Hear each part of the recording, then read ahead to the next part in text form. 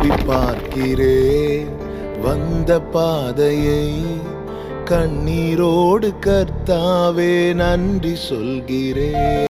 அன்பான Joy good news TV நேயர்கள் அனைவரையும் ஆண்டவராகிய இயேசு கிறிஸ்துவின் நாமத்திலே வாழ்த்துகிறோம். இன்றைக்கும் இந்த அடிச்சுவடுகள் நிகழ்ச்சியின் வழியாக உங்களை சந்திப்பதில் நாங்கள் மிக்க மகிழ்ச்சி அடைகிறோம். அநேக ஊழியக்காரர்களுடைய சாட்சிகளை இதில் நம்ம கேட்டுட்டு வரோம். அது உங்கள் வாழ்க்கைக்கு போஜனமாக இருந்திருக்கும் என்று கர்த்தராகிய இயேசுவின் நாமத்தில் விசுவாசிக்கிறோம். இப்பொழுது நம்ம மத்தியில் இவாஞ்சலிஸ்ட் டாக்டர் ஸ்ரீனிவாஸ் ஐயர் அவர்கள் குடும்பமாக நம்ம மத்தியில் அவங்க கடந்து வந்திருக்காங்க. அவங்களுடைய அனுபவ சாட்சிகளை நம்ம மத்தியில் பகிர்ந்து கொள்ள அவங்க வந்திருக்காங்க. வாங்க அவங்க அனுபவ சாட்சிகளை நம்ம கேட்போம். அது உங்கள் அனைவருக்கும் போஜனமாக இருக்கும் என்று நாங்கள் இயேசுவின் நாமத்தில் விசுவாசிக்கிறோம். அங்கே நம்ம அனைவரும் அவங்க சாட்சிகளை கேட்போம். உங்களை ஜாய் குட் நியூஸ் குடும்பத்தின் சார்பாக நாங்கள் வரவேற்கிறோம். உங்கள் சாட்சிகளை பகிர வந்ததுக்கு, இந்த பிஸி ஷெட்யூல்லையும் நீங்கள் வந்ததுக்கு, உங்கள் நேரத்தை செலவிட்டு வந்திருக்கீங்க. அதுக்காக ரொம்ப நன்றி. நீங்கள் உங்களை குறித்து சொல்லுங்கள் டாக்டர். உங்கள் அனுபவ சாட்சிகள், நீங்கள் எப்படி இருந்தீங்க, உங்கள் ஃபேமிலி பேக்ரவுண்டு, அதை பற்றி சொல்லுங்கள். முதலாவது என்ன நான் அறிமுகம் பண்ணிக்கொள்கிறேன். என்னோட பேர் டாக்டர் ஸ்ரீனிவாஸ் ஐயர். என்னோட மனைவி பேர் டாக்டர் அமுதா. தேவன் அருமையான தந்த 2 பிள்ளைகள். அது முதல் மகன் டாக்டர் விக்னேஷ் கௌதம், 2வது மகன் மாஸ்டர் லோகேஷ் விக்ரமாதித்யா. என்னுடைய குடும்பம்னு சொல்லி பார்த்தீங்கன்னு சொன்னால், என்னுடைய சொந்த ஊர், அதாவது என்னுடைய தகப்பனாரோட சொந்த ஊர் கேரளா, கொல்லம், கர்நாடகா, கொல்லம் தான். அது பின்பாக என்னோட தாயார் கன்னியாகுமரி மாவட்டம் தான். என்னோட தகப்பனார் நாகர்கோயிலுக்கு வந்து என்னுடைய தாயாரை கல்யாணம் பண்ணி நாங்கள் இங்கே தான் குளச்சலுங்கிற ஊரில் இருந்தோம். அதன் பின்பாக என்னோட தகப்பனார் தன்னோட வியாபாரத்தை நிமித்தமாக ஆந்திரா போயிட்டாங்க. அப்போது என்னோட தகப்பனாருக்கு நாங்கள் பிள்ளைகள்னு சொல்லி பார்த்தீங்கன்னா, என்னுடைய குடும்பத்தை பொறுத்த வரைக்கும் பிள்ளைகள்னு சொல்லி பார்த்தீங்கன்னா, நான் நடுவில் உள்ள பையன், எனக்கு நேர் மூத்தவன், 2வது, அதுக்கப்புறம் என்னுடைய இளையவன். அப்படி நாங்கள் 3 ஆண் பிள்ளைகள். பெண் பிள்ளைகள் 3 பேர். 3 பேர் என்னோட பெரிய வயசில் பெரியவங்க, அக்கா. இதுதான் என்னுடைய குடும்பம். நாங்கள் ஹிந்துவாக தான் இருந்தோம், இந்துவாக தான் வளர்ந்து வந்தோம். ஆரம்ப நாட்களில் பார்க்குற நேரத்தில், இந்துவாக இருந்த நாட்களில் கோயில்கள் காலையில் ஆனால் எழுந்திரிச்சு குளிச்சு கோயில்கள் போகிறது, சரியா. அப்புறம் அந்த பக்தியில் ரொம்ப வைராக்கியமாக இருப்போம். எப்படின்னு சொல்ல போனால், நாங்கள் எங்களோட அண்ணன் தம்பிகள் நாங்கள்லாம் சபரிமலைக்கு போயிட்டு வர ஐயப்ப பக்தர்கள். அதே போல் என்னுடைய அப்பா திருமலை திருப்பதி தேவஸ்தான எக்ஸிக்யூட்டிவ் மெம்பர். இன்றைக்கி எங்கள் பேர் அங்கே இருக்குது, என்னுடைய பேர் அங்கே இருக்குது, என்னுடைய பேர், அண்ணா பேர், தம்பி பேர் அங்கே இருக்குது. எக்ஸிக்யூட்டிவ் மெம்பராக எங்கள் அப்பாவுடைய மணி ஐயர், எங்கள் அப்பா பேர் மணி ஐயர், எங்கள் பேர் இன்றைக்கி அங்கே இருக்குது. அதன் பிற்பாடு அப்படி திருமலை ஏழுமலையானுடைய பிரம்மோத்சவத்துக்கெல்லாம் ஏழுமலையான் திருப்பதியில் தான் இருப்போம். அதுக்கப்புறம் சபரிமலைக்கு சொல்லி பார்த்தீங்கன்னு சொன்னால், 4ஆம் கிளாஸ் படிக்கும்போது நான் சபரிமலை போக தொடங்கினேன். 4ஆம் வகுப்புல இருந்து சபரிமலை போக தொடங்கினேன். திருச்செந்தூர், கன்னியாகுமரி மாவட்டத்தில் இங்கே குளச்சல்ல இருந்து புறப்பட்டு திருச்செந்தூர் வரைக்கும் பாத யாத்திரை போவோம். அப்புறம் ஓம் சக்தி ஆலயம். இந்த சின்ன வயசுல நான் சொல்றது எல்லாம் நடக்குது. சின்ன வயசுல இருந்து என்னுடைய இதை சொல்றேன், பக்தி மார்க்கத்தில் இருந்தனாலும் சொல்றேன். அப்புறம் பார்த்தீங்கன்னு சொன்னா, ஓம் சக்தி ஆலயம் விஜயவாடா, ஆந்திரா விஜயவாடா. அங்கே அந்த அம்மன் கோயிலுக்கு நான் வருஷம் தவறாமல் போயிட்டு வந்துட்டு இருப்பேன். இப்படி அந்த கடவுளுக்குள்ளாடி ஒரு பக்தியாக தான் நான் இருந்தேன். இப்படிதான் என்னுடைய குடும்பம் நாங்கள் எல்லாரும் எல்லா வெள்ளிக்கிழமைன்னா குடும்பம், நான், என் மனைவி, பிள்ளைகள் நாங்கள்லாம் கோயில்களுக்கு போகிறது. ஞாயிற்றுக்கிழமைன்னு சொன்னால் அதே போல் கோயில்களுக்கு போகிறது. விசேஷ நாட்களில் கோயில்கள் போகிறது குடும்பம், சின்ன பிள்ளைகள அப்படியெல்லாம் தான். இவங்க 2 பேரும் மட்டும் எனக்கு பிள்ளைகள் இல்லை. இவங்களுக்கு கூட இன்னும் அடுத்தது மூத்தவனுக்கும் இளையவனுக்கும் இடையில ஒரு குழந்தை, பெரிய பையனுக்கும் சின்ன பையனுக்கு நடுவில் ஒரு பொன் பிள்ளை பிறந்து இறந்து போயிடுச்சு. 3 மாதம் இருந்து இறந்து போயிடுச்சு. ஆனால் இன்னைக்கு இவங்க 2 பேர் தான். இன்னைக்கு அவங்க நல்லபடியாக அவங்களும் பக்தியாக இருந்தாங்க. எப்படின்னு சொன்னால், எனக்கு திருமணமான பின்பாக கடவுள் தந்த அருமையான பிள்ளைகள். திருமணத்தோட எங்களுக்கு வந்து கடவுளால் ஆசீர்வதிக்கப்பட்ட ஒரு திருமணம் தான். இந்த வாலிப நாட்கள், சிறு பிராயத்தில் இப்படி இருந்த நாட்கள் முடிஞ்சு வர வாலிப நாட்களில் வந்து என்னுடைய காரியத்தை பார்க்கும்போது, வாலிப நாட்களில் நான் வந்து ரொம்ப வைராக்கியமாக என்னுடைய வாழ்க்கை ஆரம்பித்தது. எப்படி வைராக்கியம்னா, ஹிந்து என்கிற ஒரு வைராக்கியம். அதாவது பல்வேறு இயக்கங்களில் இருந்தேன். ஆர்எஸ்எஸ்ல இருந்திருக்கிறேன், இந்து முன்னணியில் இருந்திருக்கேன், இந்து சேவா இருந்திருக்கேன். சின்ன வயசு நாட்கள் அரசியல்ல இருந்திருக்கிறேன். 6ஆம் வகுப்பு படிக்கும்போது காங்கிரஸ்ல இருந்திருக்கிறேன். அது பின்பாக வந்து வாலிப நாட்கள் வரதுனால பிஜேபி உருவான பிறகு அப்படியே பாரதிய ஜனதா கட்சியில் அப்படி அரசியல் கொஞ்ச நாள் அப்படி இருந்திருக்கிறேன். அப்படி வாலிப நாட்கள்ல வர நேரத்துல தான் நல்லபடியாக 12th முடிச்சுட்டு மருத்துவ படிப்பு படிக்க ஒரு வாய்ப்பு கடவுள் தந்துதான். அந்த மருத்துவ படிப்பு படித்தோம். அங்கே படிக்கிற இடத்துல மனைவி சந்தித்து விரும்பி முறைப்படி நாங்கள் கல்யாணம் பண்ணோம். கல்யாணம் பண்ண பிறகுதான் தேவனை தந்த பிள்ளைகள். அப்போ கர்த்தர் கொடுத்த பிள்ளைகள் மூலமாக எனக்கு நல்ல ஒரு ஆசீர்வாதம் இன்னைக்கு ஆண்டவர் தந்திருக்கிறாரு. அதில் ஒரு குறைவும் தேவன் தந்ததில்லை. ஆனால் இயேசுக்கு முன்பாக நான் ஒரு பாவி தான். நான் ஒரு பாவியாக தான் இருந்தேன். எப்படின்னு சொன்னால், எதுக்கு பாவின்னு சொல்ல வரேன்னா, இயேசு அறியாத நாட்கள்ல அநேக ஊழியர்களை அவதூறாக பேசுவதும் வாலிப நாட்கள் நடந்த சம்பவத்தை சொல்றேன். இப்போ அப்புறம் அந்த கேரல்ஸ் வருவாங்க பார்த்தீங்களா, தெருவா சர்ச்சுக்கு அந்த கிறிஸ்மஸ் நாட்கள் பண்டிகை நாட்கள்ல வருவாங்க. வரும்போது சிஎஸ்ஐ பாஸ்டர்ஸ் வருவாங்க. இவங்களெல்லாம் வரக்கூடாதுன்னு சொல்லி துரத்துவேன். காரணம் என்னன்னு சொல்லியாச்சுன்னு சொன்னா, அந்த வைராக்கியம், ஹிந்துங்கிற வைராக்கியத்தினால. ஆமா. அப்போ அது பிறகு அந்த சபைகள்ல பைபிள் ஞாயிற்றுக்கிழமைன்னா சர்ச்சுக்கு பைபிள் தூக்கிட்டு வருவாங்க. பைபிள் தூக்கிட்டு வர்றதை நான் வந்து ரொம்ப என்ன சொல்ல அவதூறா பேசுவேன். ரொம்ப தப்பா பேசுவேன். தப்பா பேசுனேன்னு சொன்னா ஆபாசமா கூட பேசிருக்கிறேன். எப்படின்னா, பரிசுத்த வேதாமத்தை வந்து தூக்கிட்டு நடக்கிறாங்க, அது கருப்பு புக்கு அப்படி இப்படின்னு சொல்லிட்டு, இது வேற வேலை இல்லையா உங்களுக்கு, வெள்ளையும் போட்டுட்டு வர்றாங்க, வெள்ளையும் போட்டுட்டு வந்தாச்சுன்னு சொன்னா இப்படின்னு சொல்லி வாலிப நாட்கள் அது கொஞ்சம் தப்பா அப்படி நடந்து. அதன் பின்பாக வந்துதான் திருமணம் நடந்த பின்புதான் அந்த ரஷிப்பு தன்மை வர்றதுக்கு உண்டான ஒரு சிலாக்கியம் கர்த்தர் வந்து உருவாக்கும்படியா தொடும்படியா செய்தார். ஆனா வாலிப நாட்கள்ல நான் வந்து படிக்கிற நாள் வந்து என்னுடைய ஃப்ரெண்டு ஒருத்தன் வந்து ஒரு கிறிஸ்தவ பையன், அவன் பேரு கூட முருககுமாரன், இன்னைக்கு எனக்கு ஞாபகம் இருக்கு. அவன் வந்து என்ன செய்வான்னா, அவன் ஆர்சி கிறிஸ்தவன்.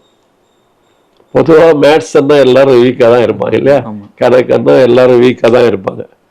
இந்த கணக்குல வீக்கா இருக்க நேரத்துல அந்த முருககுமாரங்கிற பையன் சொல்லுவான், நம்ம ஜெபம் பண்ணுவோம் சீனும், ஜெபம் பண்ணா நீங்க என்ன செய்ய மேத்ஸ்ல வெற்றி சிறந்துடும் அப்படின்னு சொல்லி சொல்லுவான். அப்ப நான் சொல்லுவேன், நான் ஜெபிக்க மாட்டேன், நான் முருகசாமியை வேண்டிடுவேன், நீ எனக்கு என்ன ஜெபம் பண்ணன்னு சொல்லி சொல்லுவேன்.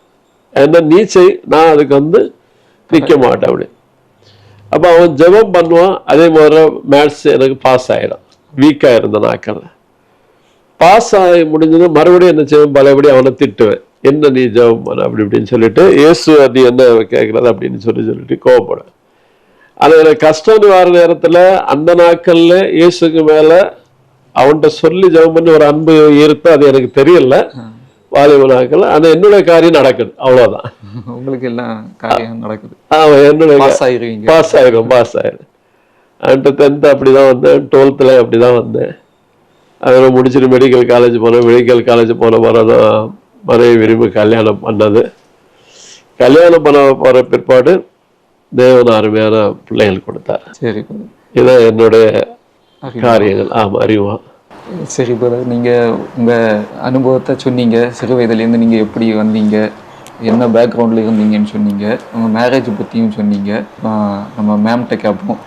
மேம், நீங்கள் சொல்லுங்கள், உங்கள் ஃபேமிலி பேக்ரவுண்ட் எப்படி, நீங்கள் எப்படி டாக்டரை சந்திச்சிங்க, உங்கள் மேரேஜை பற்றி நீங்கள் சொல்லுங்கள். சரி, என் பேர் டாக்டர் அமுதா. நான் வந்து சின்ன வயதிலே பிறந்து வளர்ந்தது எல்லாமே வந்து சென்னையில் தான். ஏன்னா அப்பாவும் அம்மாவும் வந்து ஒர்க் பண்ணிட்டு இருந்தாங்க கவர்மெண்ட்டில்.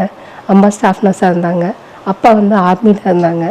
நான் பிறந்தது எல்லாமே சென்னையில் தான், வளர்ந்தது எல்லாமே ஸ்கூலிங்ஸ் எல்லாமே சென்னையில் தான். அப்படி இருக்கும்போது தான் வந்து அங்கே என்ன ஏசப்பாவை நான் எப்படி ஏற்றுக்கொண்டேன் அப்படின்னா, எனக்கு வந்து ஒரே ஒரு தம்பி தான்.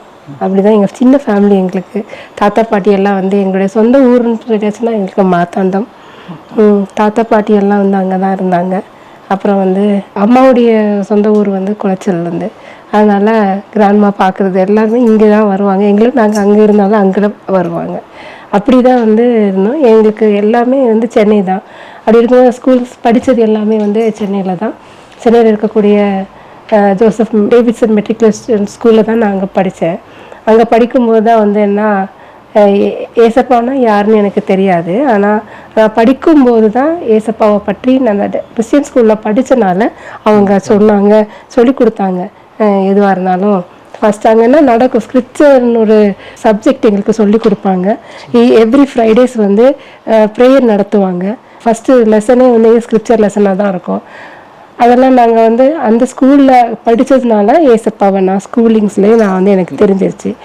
நம்ம ஆண்ட்ராய்டு கொண்டேன்னு சொன்னால் வந்து நியூ டெஸ்டமெண்ட் கிதியோன்ஸ்லேருந்து வந்து பைபிள்ஸ் கொடுப்பாங்க. அந்த நியூ டெஸ்டமெண்ட் கொடுப்பாங்க. அது மூலமாக தான் ஏசப்பாவை நான் ஏற்றுக்கொண்டேன். வீட்டில் வந்தாலும் என்னென்னா பைபிளை கொண்டு வந்தாச்சுன்னா அப்பா அம்மாலாம் சொல்லுவாங்க, இது வந்து என்ன செய்யக்கூடாது, வீட்டுக்கு கொண்டு வரக்கூடாது, இது ரொம்ப பாவம். அதனால் ஏன்னா எங்கள் வீட்டில் ரொம்ப ஹிந்து வைராகியமான முறையில் வந்து என்னை வளர்த்ததுனால அவங்களுக்கு வந்து அது பிடிக்காமல் இருந்துச்சு. ஆனால் நான் எங்கள் அப்பா அம்மாவுக்கு தெரியாமல் கொண்டு வர்றது வந்து இந்த பைபிள் தான். ஆனால் எங்கள் டீச்சர்ஸ் என்ன சொன்னாங்கன்னா, எதுவாக இருந்தாலும் நீங்கள் வந்து ஃபஸ்ட்டு ப்ரேயர் பண்ணுங்கள். ப்ரேயர் வந்து லைஃப்பில் ரொம்ப இம்பார்ட்டண்ட். ப்ரேயர் பிரிங்ஸ் விக்ட்ரி அப்படின்னு ஒரு சீக்ரெட்டாக எங்களுக்கு சொல்லி கொடுத்தாங்க. அது அப்போ எனக்கு அது ரொம்ப பிடிச்சிருந்தது. எதுவானாலும் நீங்கள் ஏசப்பாட்ட கேளுங்க. அதுக்கு கதை சொல்லி தருவாங்க இல்லையா, அந்த மத்தேயு அதிகாரத்துலேருந்து மேத்யூஸ் அப்படின்னு சொல்லிட்டு அந்த இதுலலாம் ஏசப்பா எப்படி பிறந்தாங்க, அவங்க என்னெல்லாம் செயின்ட் லூக்ஸ் அதெல்லாம் வந்து கதைகள் சொல்லி தருவாங்க. அதுதான் நாங்கள் பாடமாக படிக்கும்போது அதில் ஆண்டு செய்த அற்புதங்கள் எல்லாம் சொல்லி கொடுப்பாங்கல்ல. அதில் அப்போ நினச்சேன், அப்படியெல்லாம் ஆண்டு செய்கிறாங்கன்னா கண்டிப்பாக நமக்கும் வந்து நமக்கு தேவைகள் நம்ம என்ன நம்ம கேட்டாலும் கடவுள் ஏசப்பா நமக்கு தருவாங்க. அந்த ஒரு பெரிய ஒரு எனக்கு என்னென்னா ஒரு ஃபெய்த்து. அப்போ நம்ம வந்து கண்டிப்பாக வந்து நம்ம ப்ரேயர் பண்ணணும் அப்படின்னு என்னுடைய லைஃப்பில் நான் அப்படிதான் ப்ரேயருக்கு வந்து முக்கியத்துவம் கொடுத்ததே அதில் தான். எங்கள் டீச்சர்ஸ் எல்லாம் எனக்கு சொல்லி எனக்கு எது வேணாலும் நீங்கள் நீல் டவுன் பண்ணுங்கள், நீல் டவுன் பண்ணி ப்ரேயர் பண்ணும்போது எதாவது நடக்கும். இதை பார்த்து ஒரு நாள் அம்மா ரொம்ப கோபப்பட்டு என்ன பண்ணாங்கன்னா, இதெல்லாம் கொண்டுறக்கூடாதுமா அப்படின்னு சொல்லுவாங்க. இந்த கோயிலில் சாமிக்கிட்டெல்லாம் போய் நம்ம வேண்டணும் அப்படின்னு சொல்லி அந்த மாதிரி அங்கே இருக்கக்கூடிய ட்ரெடிஷ்னல் இல்லையா, அந்த இடம் ரொம்ப ரொம்ப பெயர் பெற்ற இடம். இந்த காசி விஸ்வநாதர் கோயிலெலாம் நாங்கள் இருந்த இடத்துல தான் இருந்துச்சு.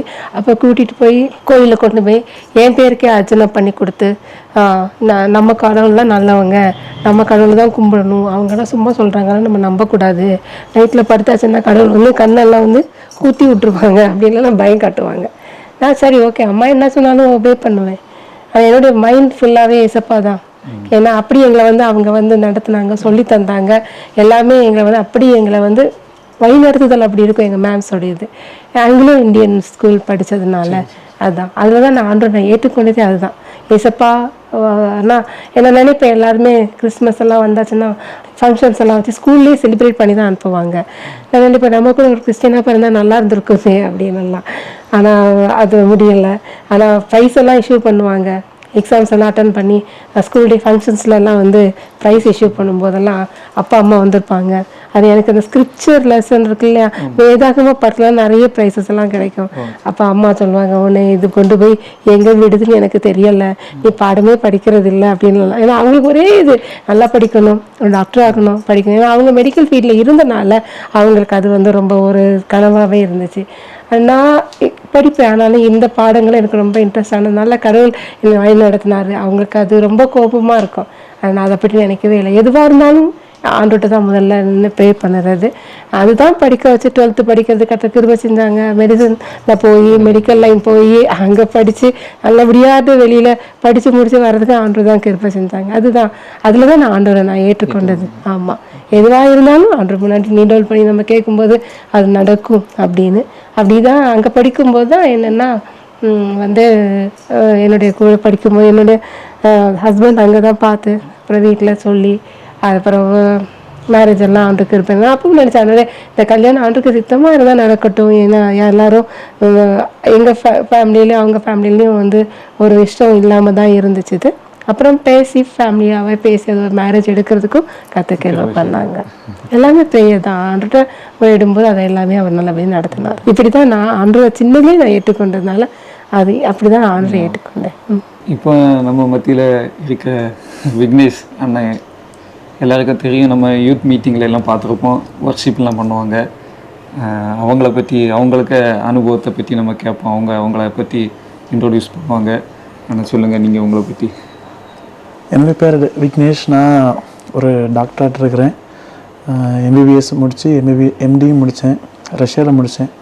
என்னுடைய சிறு வயசில் பார்த்திங்கன்னா ஆண்டவருக்கும் எனக்கும் ஒரு சம்பந்தம் இல்லாத ஒரு வாழ்க்கை. ஆண்டவர் இயேசுவை கும்பிட முடியாது, இயேசுவை பார்க்க முடியாது அப்படிங்கிற ஒரு வாழ்க்கை. ஆனாலும் பைபிள் ஒரு அழகான ஒரு வசனம் இருக்குது. நான் உன்னை தாயின் கரையில் உருவாக்கும்போதாகவே நான் உன்னை அறிந்திருக்கிறேன் அப்படின்னு ஒரு வசனம் இருக்குது. அவர் என்னை அறிந்திருந்ததுனால தான் நான் இன்றைக்கி இங்கே வந்து நான் இருக்கிறதுக்கு ஆண்டு கிருபை பண்ணியிருக்கிறார். நான் இப்போ ஒரு டாக்டராக இருக்கிறேன். கொட்டாரம் ஹாஸ்பிட்டலில் வேலை பார்த்துட்ருக்கிறேன். டெய்லி நைட் டியூட்டி தான். நைட் டியூட்டி போகணும் வரணும், இந்த மாதிரி ஒரு ஸ்கெடியூலில் நான் இருக்கிறேன். ரஷ்யாவில் தான் நான் என்னுடைய ஸ்டடீஸ் எல்லாமே முடித்தேன். 6 வருஷம் அங்கே ரஷ்யாவில் படித்தேன். இப்போ அந்த எக்ஸாமுக்காக நான் ப்ரிப்பேர் பண்ணிகிட்ருக்கிறேன். அவனுடைய கிருபைனால் எனக்கு ஒரு வேலையும் கிடச்சி, அவனோட கிருபையின் தயவுனால் எனக்கு இப்போ தான் ரீசெண்டாக எனக்கு என்ன ஆயிடுச்சுன்னா மேரேஜ் முடிஞ்சது. என்னுடைய ஒய்ஃப் பேர் வந்து பார்த்திங்கன்னா சந்தியா. அவளும் இப்போ படிச்சுட்ருக்கிறா. என்ன தான் நான் வேலைக்குன்னு சொல்லிட்டு நைட்லாம் போனாலும் என்னுடைய முழு நேரம் நான் ரொம்ப ஆசைப்படுறது, ரொம்ப இஷ்டப்படுறதுன்னு பார்த்தா இந்த ப்ரேயருக்கு போகிறது தான். ஆமாம், சிறுவர் ஊழியத்துக்கு போகிறது. ஏன்னா ஆண்டவர் வந்து அப்படி தான் என்னை தொட்டாங்க.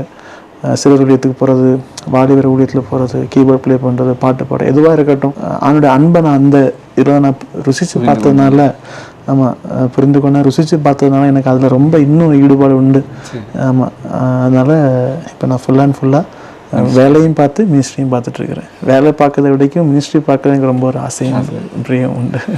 அவ்வளோ தூரம் ஆண்டுக்கு அன்பை ருசிச்சதுனால அந்த ஆசை. தம்பி எப்படி இருக்கீங்க? நல்லாங்க. தம்பிக்கு பேர் என்ன? எம்எஸ்எம் லோங்கோஸ். தம்பி இப்போ என்ன பண்ணிட்டு இருக்கீங்க? நான் பிஇ ஃபைனல் இயர் படிச்சுட்டுருக்கேண்ணா. வீட்டில் நீங்கள் செல்லப்பிள்ளை தானே அப்பா அம்மாக்கு? ஆமாண்ணா. என்ன படிக்கிறீங்க இப்போ? இப்போ நம்ம பிஇ ஃபைனல் இயர் படிச்சுட்டுருக்கேன். இப்போ அந்த கிருமியாக என்னை பேசுகிற உலகத்தில் எப்படி நம்ம எல்லாங்களையும் நம்ம பேசுவோம். ஆனால் பசங்களுக்கு நம்ம பேச முடியாத உலகத்தை நம்ம ஒதுக்கி வச்ச காலம். உலகத்தை நம்ம தாட்டி நம்ம கீழே தள்ளி வச்சுச்சு. பேச முடியாது. எப்படி ஒன்று சொன்னால் அவன் எப்படி திக்கி அவன் எப்படி நம்ம கேவலப்படுத்தினாங்க. அதை நம்ம ஆண்டு எனக்கு சொன்ன அம்மா ஒரே வார்த்தை சொன்னாங்க. சரி 121 என் கொட்டாசிவன் பரத்து நேராக என் கண்களே இயக்கிறேன், வாட்டி பூமி உண்டாக்கின கத்தத்து இருந்து என் கொட்டாசிவன்.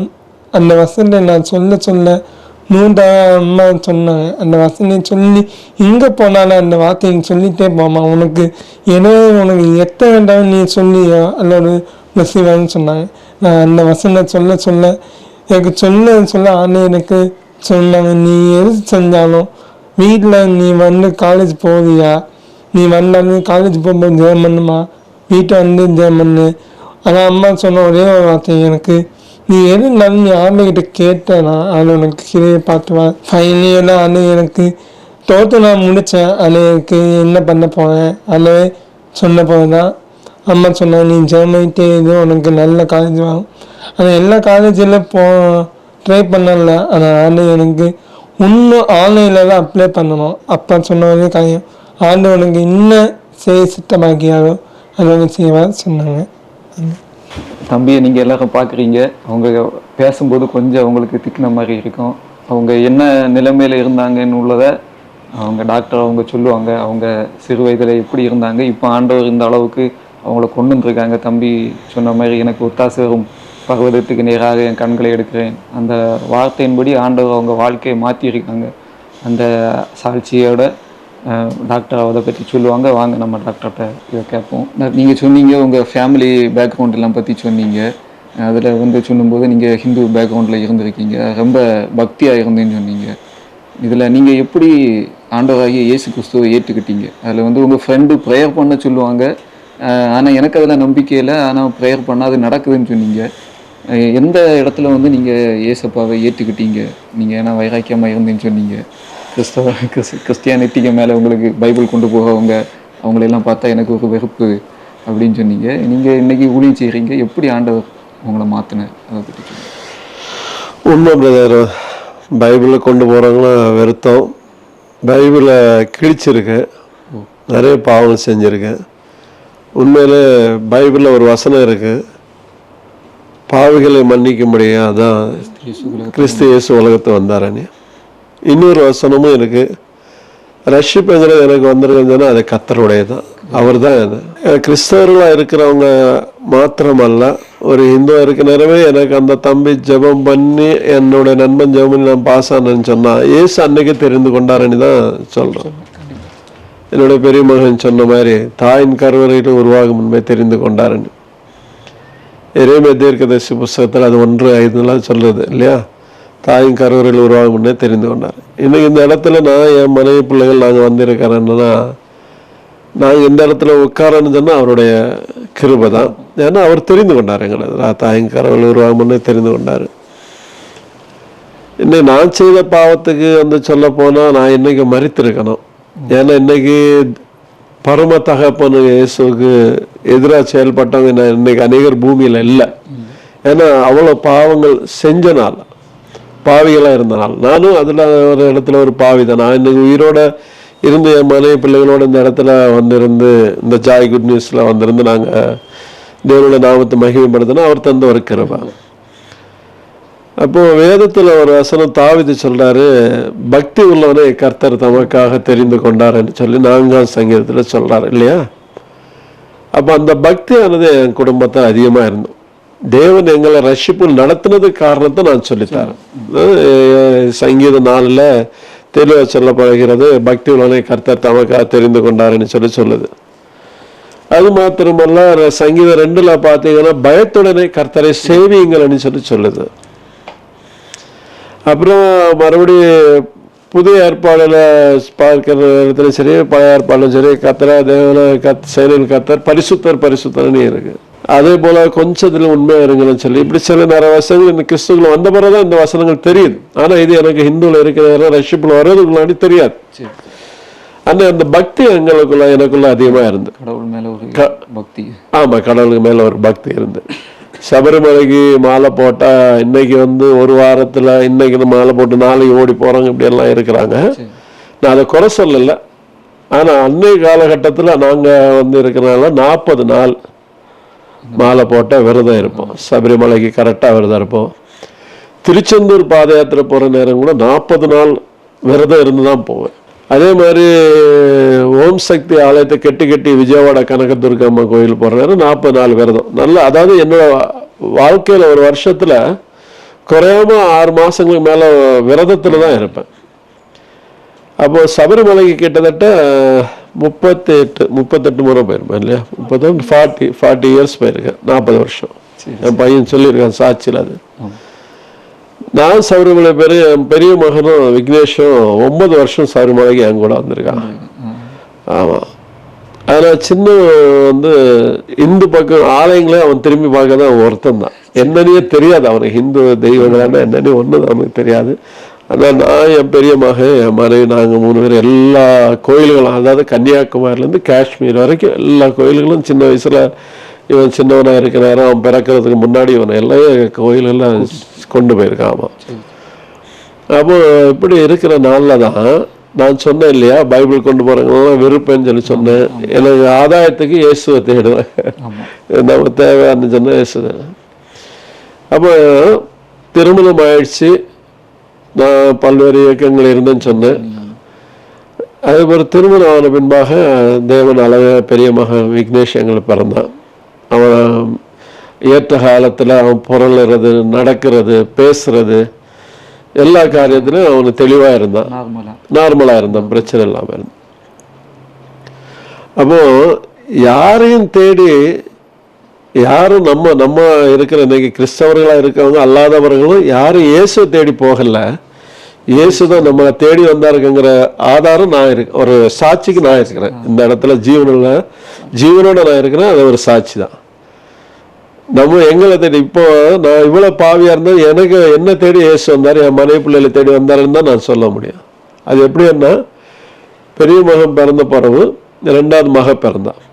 இவனுக்கு ஒரு 6 வயசு 7 வயசு இருக்கான் இல்லையா, அப்படி இருக்க நேரத்துல மக பிறந்தான்.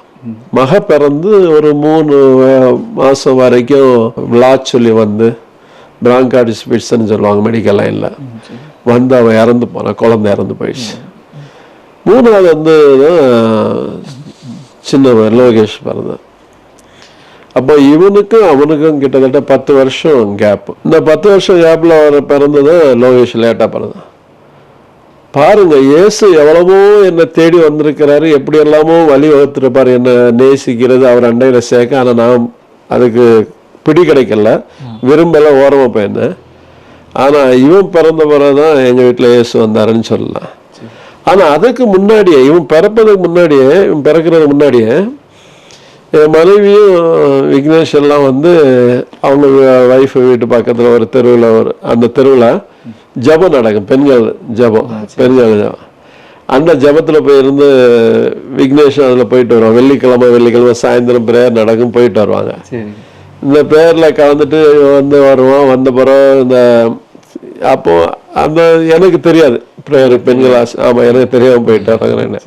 சின்ன வயசுல ஒரு முறை வீட்டில் அந்த டெய்லி என்னன்னா, ஹிந்து கலாச்சாரத்தைப்படி நான் இருக்கிற அந்த சார்பில் ஐயர் எங்கள் அப்பாவோட ஃபேமிலி படி வந்து காலையில் வந்து 3:30 மணிக்கு நான் உட்காந்து ப்ரேயர் பண்ணணும், சாயந்தரம் விளக்கேற்றி கும்பிடணும், இப்படி எல்லாம் 1 மணிக்கு அப்படி இருந்து கும்பிடணும். அப்படி கும்பிடல இருந்தால் எங்கூட வந்து விக்னேஷ் வந்தப்போ வந்து என்ன சொல்லலாம்னா, முடிஞ்சாதானே ஓம் சாந்தி சாந்தின்னு சாந்தின்னு சொல்லி முடிப்போம். அப்போ அப்படி சொல்ல நிறைய என்ன சொல்லிட்டான்னா, என்ன ஆத்மாவே கத்தரை சோத்திரி அதான் சொல்லிட்டான். அது சொன்னது எனக்கு பயங்கர கோபமாயிட்டு, என்னடா நமக்கு இதுக்கு வேற யாருக்குன்னு சொல்லிட்டு வெளியே போய் நில்லன்னு சொல்லிட்டு துரத்துட்டு வெளியே வந்து வர சொன்னேன். இது என்னதுன்னு சொன்னா, இது ஜீசஸ் பிரேயர் பண்ண உண்மையை சொல்லிட்டான். சின்ன பையன் இல்லையா, தெரியாது இல்லையா, அப்படி பிரேயர் பண்ண. அப்போ நான் சொன்னேன், போன இடத்துல நானும் மம்மி போன இடத்துல அப்படின்னு சொல்லி சொன்னதும் நான் கோவப்பட்டேன். இனிமேல் நீ வந்து ஏசுன்னு சொன்னேன்னா நான் கையில் தச்சு வெட்டி போடுவேன்னு அன்னைக்கே சொன்னேன், சின்ன வயசுல. அதில் மனைவி கூட இயேசு போயிட்டு வந்து அந்த பிரேயர்கள்லாம் போகக்கூடாது அப்படின்னு சொல்லிட்டு, ஆமா ரொம்ப சண்டை நடக்கும், அடியே வாங்கியிருக்கேன். இயேசு அந்த பிரேயர்கள்லாம் போறனால, கிறிஸ்தவத்தில் போறதுனால ரொம்ப கோவப்பட்டு கோபத்தில் அடிச்சிருக்கிறேன். ஆமா, அப்படியெல்லாம் தப்பு பண்ணேன். அப்புறம் இயேசு பாருங்க எப்படி அழகா வராரு. முதல்ல வந்து அவர் எவ்வளவு முயற்சி பண்ணாலும், அப்ப இவன் பிறந்த பிறகுதான் எங்க குடும்பத்துல ஒரு போராட்டம். சின்ன லோகேஷ் பிறந்த பிறகு எப்படி சொல்லியாச்சுன்னா, இவன் பிறந்தது அழகா இருந்தான், எல்லாம் நான் குழந்தை ஃபேரஸ் என்ன சொன்னா அமுல் பேபி மாதிரி இருப்பான் பார்க்கறதுக்கு. அப்போ இவன் வந்து பிறந்த நேரத்துல வந்து குறைபாடுகள், அதாவது அவர் புரண்டது லேட்டு, சின்ன குழந்தை பிறந்தா புறலாம் இல்லையா, புரண்டது லேட்டு, நடந்தது லேட்டு, பேசுனதும் லேட்டு, எல்லாம் லேட்டு தான். அதாவது பேசுறது லேட்டுன்னு சொன்னா, கிறிஸ்துவுக்கு வந்த பிறகுதான் பேசல, ஊமையதான் இருந்தான். பேசுறது புரியும், பதில் சொல்ல முடியாது. அந்த கோபத்துல சோர்ல போய் முட்டுறது, மூக்கு வழியா வாய் வழியா ரத்தம் வரும். இது வந்து எங்களுக்கு ரொம்ப வேதனை. இவ்வளவுக்கும் நாங்க 2 பேரும் டாக்டரா இருக்கோம், ஆனா எங்க பிள்ளை வந்து பேச முடியாதது. நாங்க எத்தனையோ மருத்துவம் பார்த்தோம், முடியல. ஆனால் கடைசியில நீ பிள்ளை பேசுறதுனால எங்க குடும்பத்துல வந்து அவனை பார்த்து பெரியவனை பார்த்துன்னு சொன்னாங்க, எங்களையும் பார்த்து சொன்னாங்க, பேசாத ஒரு பையனை வச்சுட்டு இருக்கீங்க, 2 டாக்டர் சேர்ந்தவரும் உங்க பையன் பேசல, உயிரோடு இருக்கிறதோட செத்து போங்க அப்படின்னு சொல்லி சொன்னாங்க. அப்போ அரசியல் விஷயமா வந்து நான் தூத்துக்குடிக்கு வந்திருந்தேன், சென்னையில் இருக்கிறேன். அப்போ காங்கிரஸ்ல இருந்து மாறி பிஜேபி ஆரம்பிச்சேன், பிஜேபியில் வந்துட்டேன். அப்போ அந்த அரசியல் மீட்டிங் போவேன், மேடை கட்சி கூட்டத்துக்கு பேச போவேன். அப்படி வர தூத்துக்குடி வந்த இடத்துல தான் ஒரு ஊழியக்காரர் என்னை வந்து சந்திக்கிறார், ஒரு பாஸ்டர் டேவிட் பிரபாகர்ன்னு சொல்லிட்டு, நல்ல ஒரு தீர்க்கதர்சி, இன்னைக்கும் உயிரோடு இருக்கிறார், 80 வயசு இருக்கும். அவர் வந்து எப்படின்னா காலையில் 3 மணில இருந்து 6 மணி வரை ஜெபம் பண்ணுவார், சாயந்தரம் 3 மணி 6 மணி வரை ஜெபம் பண்ணுவார். அப்போ ஆண்டவர் அவர்கிட்ட பேசினார், என்னுடைய மகன் இங்கே வந்திருக்கிறான், அவன் வைராக்கியமாக இருக்கிறவன், ஆனால் அவன் மறிக்க ஆயத்தமாக இருக்கிறான், ஆனால் அவனை நான் நேசிக்கிறேன் அப்படின்னு சொல்லிட்டு என்ன அவருடைய சொப்பனத்தில் எனக்கு முகத்தை காட்டி அவர் அப்படி அந்த சொப்பனத்தில் என்னை பார்த்தனால இந்த இடத்துல இருக்கிறான் போய் ஆண்டர் தெளிவாக பேசி என்னோட குடும்பத்தையே சொல்லியிருக்கிறாரு. மனைவி, 2 மகன்கள், மக இறந்து போன எல்லாத்தையும் ஆண்டர் தெளிவாக அவர்கிட்ட தீர்க்கதரிசனம் அந்த வார்த்தை, அந்த ஆண்டோட வார்த்தையோட தீர்க்கதரிசனமாக என்கிட்ட சொல்கிறாரு. சந்திச்சு இப்படி பிரதர் நான் இப்படி ஆக்கும் ஒரு பாஸ்டர் ஆக்கும் அப்படின்னு சொல்லி என்னை சந்திக்கிறார். டீ கடையில் டீ குடிச்சிட்டு சந்திக்கிறேன். நான் என்ன சொன்னேன்னா, அவங்களுக்கு வேறு வேலை இல்லையா, எவ்வளோ பேர் பொட்டு வச்சுட்டு போகிறேன், அவனால எல்லாம் தெரியல, என்ன பார்க்க வரீங்க, போயா பேசுவோம் அப்படின்னு சொல்லி சத்தம் போட்டேன். இந்துங்கிற வைராக்கியம் கிறிஸ்துவ மேலே எரிச்சல் இருந்தாங்க. அப்போ நான் அவர் அப்பவும் தாழ்மையா அன்பா இவ்வளோத்தையும் அவர் State Bank of India manager, VRS கொடுத்த ஒரு நபர், தமிழ்நாடு மெர்கண்டல் பேங்க்ல போர்டு டைரக்டராக இருந்தவர், இப்போ இல்லை வயசானதால. அப்போ அவர் சொன்னார், அப்போ நான் பிரதர் 2-3 நாளாக தொடர்ந்து இப்படி வந்தார், நான் வேற வெறுத்து தான் தரலன்னு அவர் தாழ்மையாக தான் பேசுகிறார், நான் தான் அதிக பிரசங்கியாக பேசுகிறேன். அது பரவாயில்ல, என்ன ஆயிடுச்சுன்னு சொன்னால் உங்கள் மனைவி நம்பர் தாங்க நான் பேசுகிறேன். என்னதான் இங்கே இருக்க மாட்டேங்கிறா, என் மனைவி இருக்க மாட்டேன்னு சொல்லி சொன்னேன். இல்லை தாங்க அப்படின்னு பரவ வாங்கி அவர் ஃபோனில் ஒய்ஃப்கிட்ட பேசி, அப்போ நான் இங்கே இருந்தோம், நாங்கள் தூத்துக்குடியில் இருந்தோம், நான் தூத்துக்குடியிலேருந்து இவங்கெல்லாம் சென்னையில் இருந்தான். ஃபோன் மூலமாக தான் ஜெபம் பண்ணி ஒரு வாரம் ஆனது. என் மனைவி சொல்லி ஜெபம் பண்ணி நான் ஜெபம் பண்ணேன், அவனுக்கு தலைக்கு மேலே கையை வைங்க அப்படின்னு சொல்லி இவன் பைபிள் ஆச்சு. இவள்கிட்ட பைபிள் இருந்துச்சு, எனக்கு தெரியாது. ஆமாம், புதிய ஏற்பாடு இருந்துச்சு. அப்போ இவன் அதை தலையில் வச்சு ஜெபம் பண்ணி ஒரு வாரம் இவன் ஸ்கூலுக்கு போயிடுவான், பெரியவன் ஸ்கூலுக்கு போயிடுவான். அவன் ஒரு சரியாக ஒரு 10 நாள், ஆமாம் ஒரு வாரம் நினைக்கிறேன். அப்புறம் அவர் சொன்னாராம், நீங்கள் ஏதாவது வசனம் சொல்லி கூடம்மா, சொல்லி கொடுத்தா என்ன செய்வோம் பேச்சார் அப்படின்னு அவர் சொன்னார். அதே போல் இவன் என்ன செய்தான்னு ஒரு வாரம் கழித்து பைபிளை ஓப்பன் பண்ணேன். வலது பக்கம் 1ஆம் சங்கீதம், இடது பக்கம் யோபு 42:2 அந்த வசனம் இவளை கிடைச்சிச்சு. தேவரீர் சகலத்தையும் செய்ய வல்லவர், நீ செய்ய நினைத்து தடைபடாது. இந்த வார்த்தையும் பிடிச்சிட்டு அவளுக்கு தான் தெரியும் பைபிள் பற்றி, எனக்கு தெரியாதனால அப்புறம் பைபிளும் இவளுக்கு கையில் இருக்கு, அதை வச்சு தான் ஜெபம் பண்ணேன். பண்ண நேரத்தில் அந்த 1ஆம் சங்கீதம் சொல்லி கொடுத்து இவன் கேட்க தொடங்கினான், சின்னவன். அவன் இந்த டைமில் தான் இடையில நான் வேற டாக்டர்ஸ் எல்லாம் பார்க்க போனேன். தேவன் பாருங்க எப்படி செய்கிறாரு பாருங்க. மருத்துவரை பார்க்க போனப்போ ஸ்பீச் தெரப்பி டாக்டர் பார்க்க போனோம். அவரும் ஒரே வார்த்தை சொன்னார். அவர் அமெரிக்காவிலேருந்து ஒரு மருத்துவர். அவர் என்ன சொன்னாருன்னா, உங்கள் பையன் பேசுவான் சார், எந்த பிரச்சனையும் இல்லை, நீங்கள் கொண்டு தேவையில்லாமல் நடக்காதுங்க. ஆனால் ஒரே ஒரு காரியம் சொன்னார். என்னன்னா, he will talk by the grace of Jesus. கர்த்தரோட கிருபையினால் அவன் பேசுவார். நீ ஒரு வார்த்தை சொன்னது, நீ டாக்டரா, இயேசுவை பற்றி பேசுகிற, எனக்கு அது பிடிக்காது அப்படின்னு சொல்லிட்டு நான் வெறுத்து வந்துட்டேன். வெறுத்து வர முன்னாடி இன்னொரு வார்த்தைன்னு சொன்னார், உங்கள் மகன் பேசுவான், இன்னைக்கு நீங்கள் வெறுக்கிற நீங்கள் இயேசுவை என்ன செய்கிறீங்க, சொந்த ரஷராயிட்டு பைபிளை தூக்கி நடப்பீங்கன்னு சொன்னார் அவர் அன்னைக்கு ஒரு தீர்க்கதரிசனம் சார். இதே போல் எங்கள் பாஸ்டர் அந்த நான் இப்போ அந்த ஊழியக்கார தூத்துடி ப்ரேயர் பண்ண 23ஆவது நாள் இவன் சங்கீதம் இவன் சொல்லிவிடுத சங்கீதம் தேவன் கிருபையினால வாயை திறந்து அவனாவே சொல்ல. அப்போ பெரியவங்க ஸ்கூலுக்கு போயிட்டான், ஹாலில் இவன் கிச்சன்லேருந்து யாரும் சத்தம் கேட்குன்னு சொல்லி பார்க்குறாரு. அந்த சங்கீதம் வார்த்தை இவனுடைய நாவல்கள் திறக்கப்பட்டு, ஆமாம் அந்த திறக்கப்பட்ட பிறகு தான் நான் தூத்துக்குடியில் ஆளான்னு இருக்கிற நேரத்தில் தான் பாஸ்டர் என்னை சந்திக்கிறாரு. பிரதர் நான் போயிட்டேன், சாகிறதுக்காக போயிட்டோம், கடலுக்கு போயிட்டேன் தூத்துக்குடி. அப்போ அவர் என்ன பிடிக்கிறாரு, என்ன பிரதர் எங்கே போகிறேன், எல்லாம் வந்த வேலை முடிஞ்சாச்சு, நீ நாங்கள் சாகிறோம். என் பிள்ளை சின்ன பெரியவனே இவனே கேட்டான் வேதனையில், டேடி நம்ம தம்பி பேசுகிறல நம்ம செத்து போகணும் டேடின்னு. இவனை சின்ன பெரியவனும் பேசுகிறான். அப்போ அப்படி இருக்க நேரத்தில் சரின்னு சொல்லிட்டு இருக்கு, முதல்ல நம்ம சாப்பிட, அதுக்கப்புறம் மனைவி பிள்ளைகள் சாப்பிட்டேன் அப்படின்னு சொல்லி நான் எல்லாம் எழுதி வச்சு எல்லாம் ரெடி ஆகிட்டோம். ஆனால் அன்னைக்கு பாருங்கள், தேவன் தானியலை பார்த்து சொல்ல, நீ எனக்கு மிகவும் பிரியமானவன். அப்போ அந்த பகுதியில் நான் இருந்தேன்னு எனக்கு தெரியலை. அப்போ அந்த நேரத்தில் அவர் என்னை பிடிக்கிறாரு, பிடிச்சு சொல்கிறாரு, பிரதர் சாகாதுங்க, நன்மையான காரியம் சொல்கிறேன் கேளுங்கன்னு. அப்போ அவர் ஃபோன் அடித்து, என் மனைவிக்கு ஃபோன் அடித்து நம்பர் அடித்து என்கிட்ட கால் பண்ணார். அது வரைக்கும் நான் மனைவி பிள்ளைகிட்ட பேச மாட்டேன், ஏன்னா பேசுனா சாக முடியாது அந்த அன்பு நாளன்னு சொல்லிட்டு நான் மனைவிக்கிட்ட நம்பரும் மாற்றி வச்சுட்டு பேசுறதில்லை. மனசு மாறிடும் சொல்லிட்டு. ஆமாம். அப்போ அது பிறகு வந்து பேசுனா, அப்போ இவன் வந்து என்ன சொல்கிறான்னா ஃபோனில் துன்மார்களை ஆலோசனை நடவாமலோன்னு பேசுகிறான். நான் அப்பான்னு கூப்பிடுவான்னு நினச்சேன். ஏன்னா பெரியவன் அப்பான்னு தானே கூப்பிட்டு பேசுவான். இவன் என்னடா நம்மளை துன்மார்க்குன்னு சொல்கிறான்னு சொல்லிட்டு எனக்கு ரொம்ப கோபம் ஆயிடுச்சு. சரி, கெட்ட வார்த்தை பேசினாலும் புள்ள பேசுறான். ஆனா அது வந்து பைபிள் வசனங்கிறது எனக்கு தெரியாது, தவறான வார்த்தை நான் நினைச்சேன். அது பிற்பாடு வர நேரத்தில் நேரம் நேரம் சென்னைக்கு வந்தேன். சென்னைக்கு வந்ததும் இவன் டிவிக்கு முன்னாடி இருக்கான். சின்ன ஸ்கூல், பெரியவன் ஸ்கூலுக்கு போயிட்டான். இவனுக்கு என்னென்ன இந்த போகோ பீனு சோட்டா பீனு அதுதான் பார்ப்பான். இன்னைக்கும் காலேஜ் படிக்கிறான், அதான் பார்த்துட்டு இருக்கான். அப்போ அதை வந்து பார்த்துட்டு இருந்தது. நான் உடனே போய் முன்னாடி உட்காந்து பேசப்பான்னு சொன்னேன். அப்போ என்ன செய்யறான், துன்மார்களுடைய ஆலோசனை நடவாமலும் பாவிகளோட வழி இல்லாமலும் சொல்லிட்டு சொல்றேன். உடனே என் மனைவி பைபிளை கொண்டு தந்து இந்த வசனம் தான் பாருங்க அப்படின்னு சொல்லி சொன்னான். அப்போ அது பார்க்கணும், அதை தான் சொல்றேன். சரி, அந்த அந்த ஸ்பாட்ல எப்படி இருந்துச்சு? அந்த ஸ்பாட்ல எப்படி இருந்ததுன்னு சொன்னா, அதுதான் வந்து நீங்க கேட்டது கரெக்டான கேள்வி. அதாவது இந்நாள் வரைக்கும் 40 வருஷமா சபரிமலைக்கு போகிறோம். பையன் பேசணும்னு சொல்லி மடியில் உட்கார வச்சு நெய் விட்டு கொண்டு போகிறோம். என் கூட பெரிய பையனையும் கொண்டு போகிறேன்.